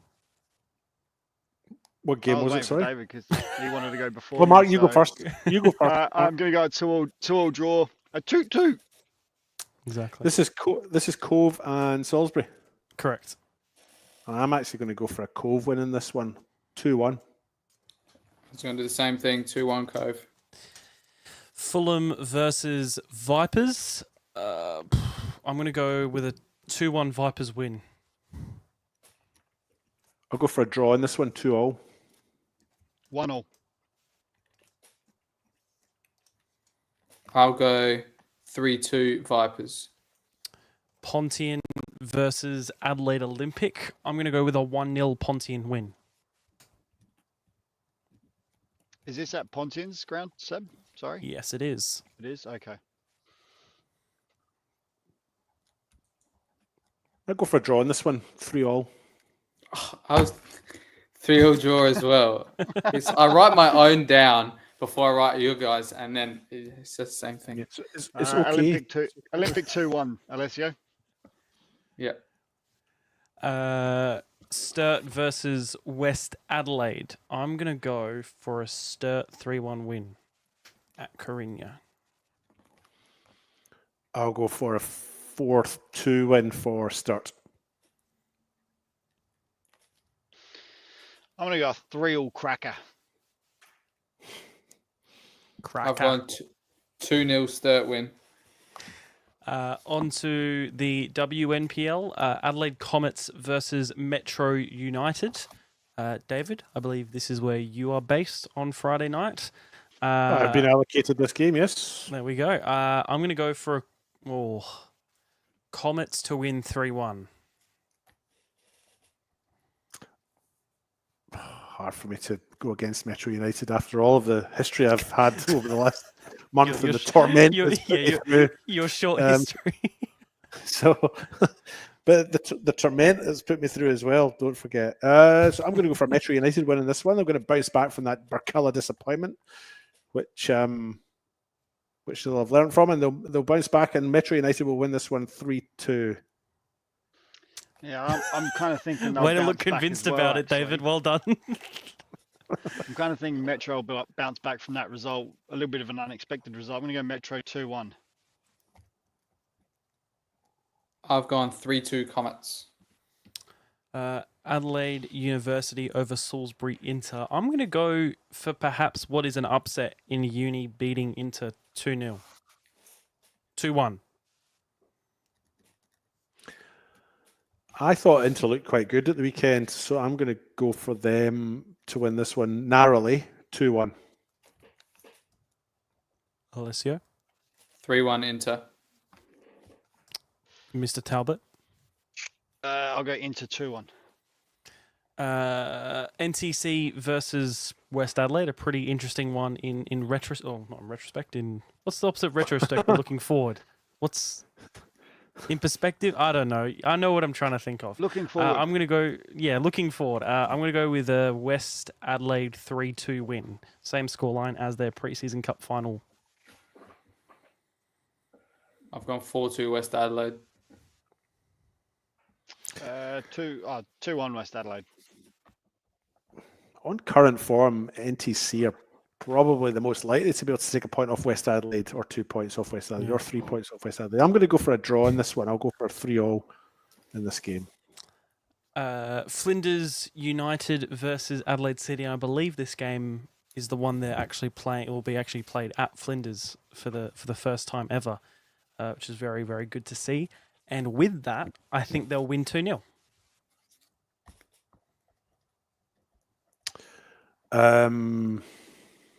I'll go for a draw, 2-2. I'm going to go Adelaide City to ruin the party in 2-1. Sorry. I'm going to go 3-0 City. Oh, at least I'm not that bad. Alessio doesn't like fun, clearly. Finally, West Torrens Barcala versus Campbelltown City. I'm going to go for a Campbelltown 1-0 for them to get their first 3 points of the season after a big draw last week. I'm going to go for Campbelltown in this one as well. They left it late. I don't know how they played through the game. I didn't see much of it, but they'll be in an absolute high after that. So I'm going to go for a Campbelltown win in this one, 2-1. I got a 2-2 draw again. I've gone 2-0 Barcala. Finally, on to the MPL, Modbury Jets versus Adelaide Croatia Raiders. I will be there on Friday. I found out today, so that'll be fun. I'm going to go... I haven't actually seen Modbury at all this season yet, in complete honesty, in a full 90 minutes. I'm still going to go for a 2-2 draw, though. I've gone the same, 2-2 draw. This was who? Modbury and Croatia Raiders.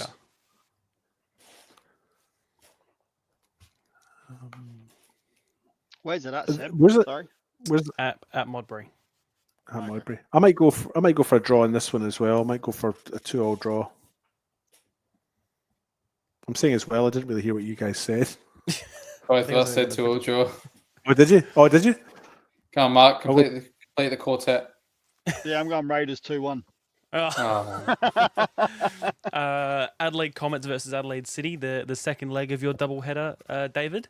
2-2.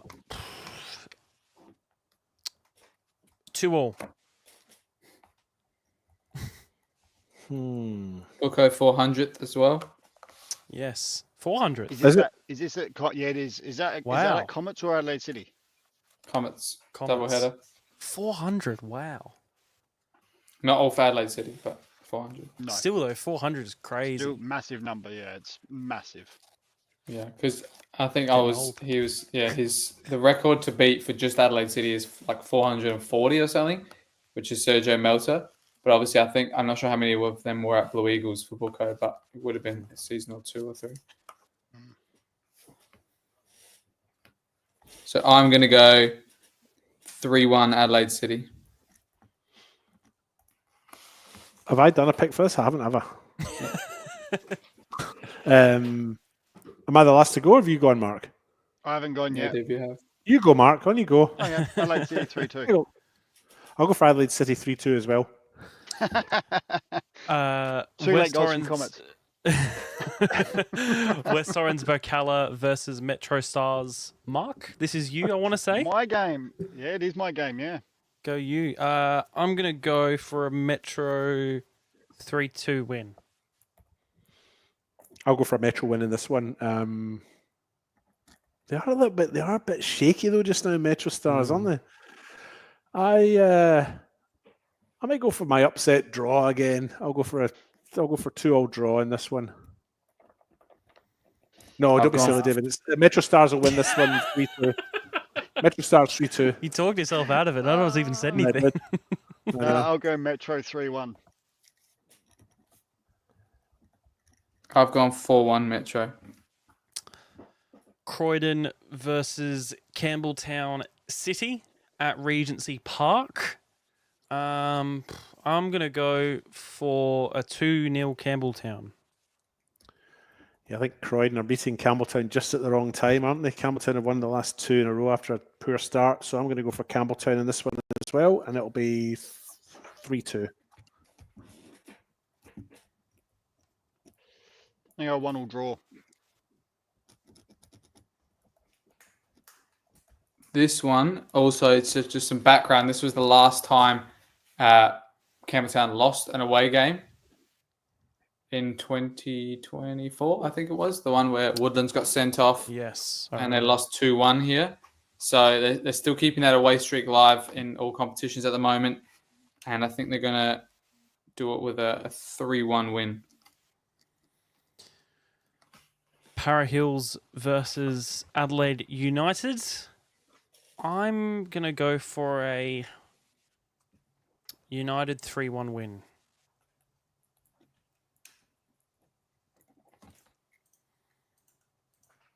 The long pause means it's me because I'm always going second. This is Adelaide United and Para Hills Knights. I'll go for an Adelaide United win in this one. 3-0. 4-1 Adelaide United. I was going to do the same. 4-1 United. And finally, my game on the Saturday, Playford versus FK Beograd. Get to be nice and close by to me. Very, very thankful for that. You've been looking forward to a Playford game. I'm so looking forward to this. It's nice and close. Not too much. The food, hard. yeah, I could walk there if I really wanted to. The food's good as well. They look after you. I'm looking forward to the food. I'm sure Johnny's going to ask you about the venues and their menus. I'll tell you what. I'm going to go.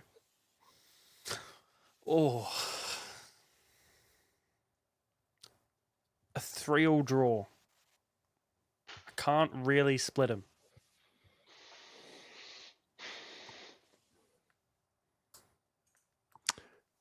Is this me going second again? We tend to go in like order from like left to right, like top bottom, you know? I think in the same way that Croydon are meeting Campbelltown at the wrong time, I think Playford are maybe meeting Beograd at the wrong time. I think Beograd are on the up, and I think they'll win this one 3-2.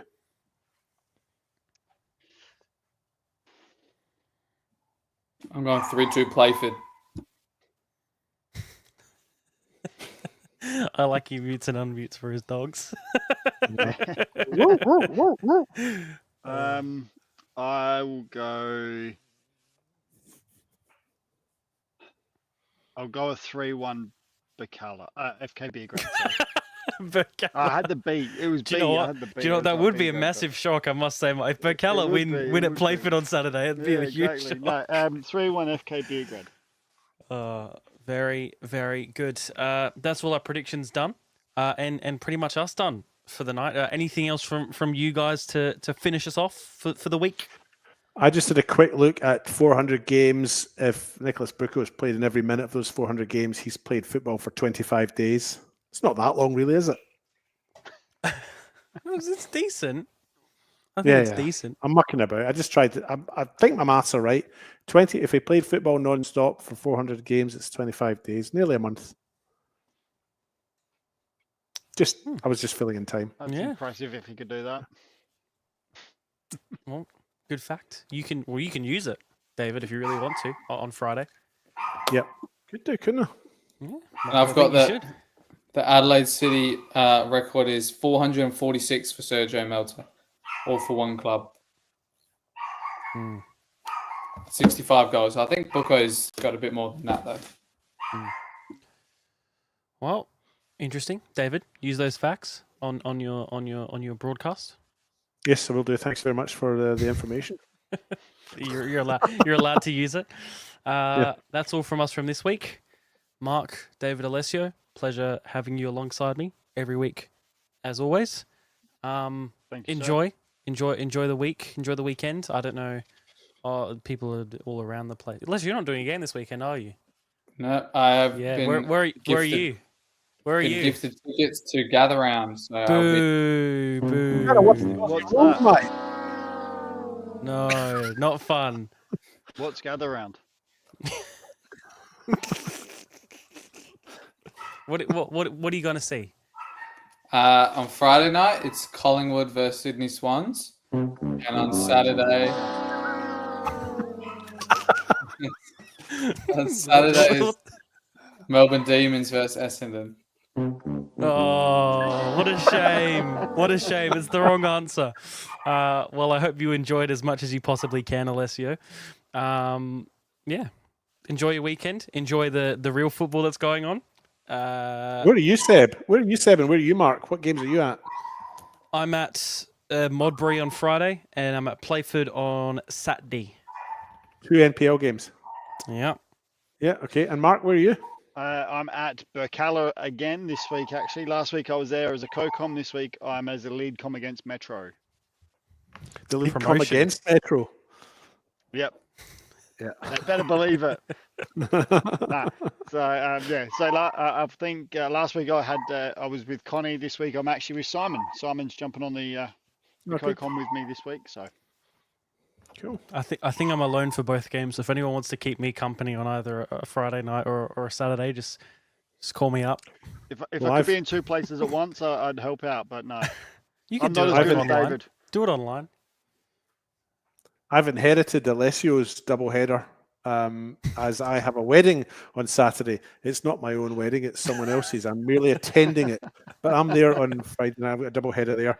No co-coms at this point in time, but maybe I'll see if I can get somebody in for those games. Mark, do you want to make the short trip to Playford on Saturday with me? Yeah, nah. Oh, you could have at least gone. Oh yeah, I might let you know later. You could have been polite about it. You can have that one. It's all good. All right, very much looking forward to it. Big weekend. Be around the place. Watch the games. We'll be there, except for Alessio because he's a traitor. And we'll see you all next week with whoever guests we have. We don't know yet. But we'll see you next week. Ooh. Actually, get in touch with us if you want to be a guest. That's another option for you. Yeah. Go with us if you want to be a guest. Yeah, and I don't know what the hands are, but you do the hands. All right, we'll see you next week. Ooh. Yeah, bye. Alex Mullen to make it 3-1 in the grand final. Puts in the penalty and wins the grand final for Campbelltown City. No one attacks it, comes back up to Fernandez. It's the goal! It's top! And their talisman's got another one. City back quick.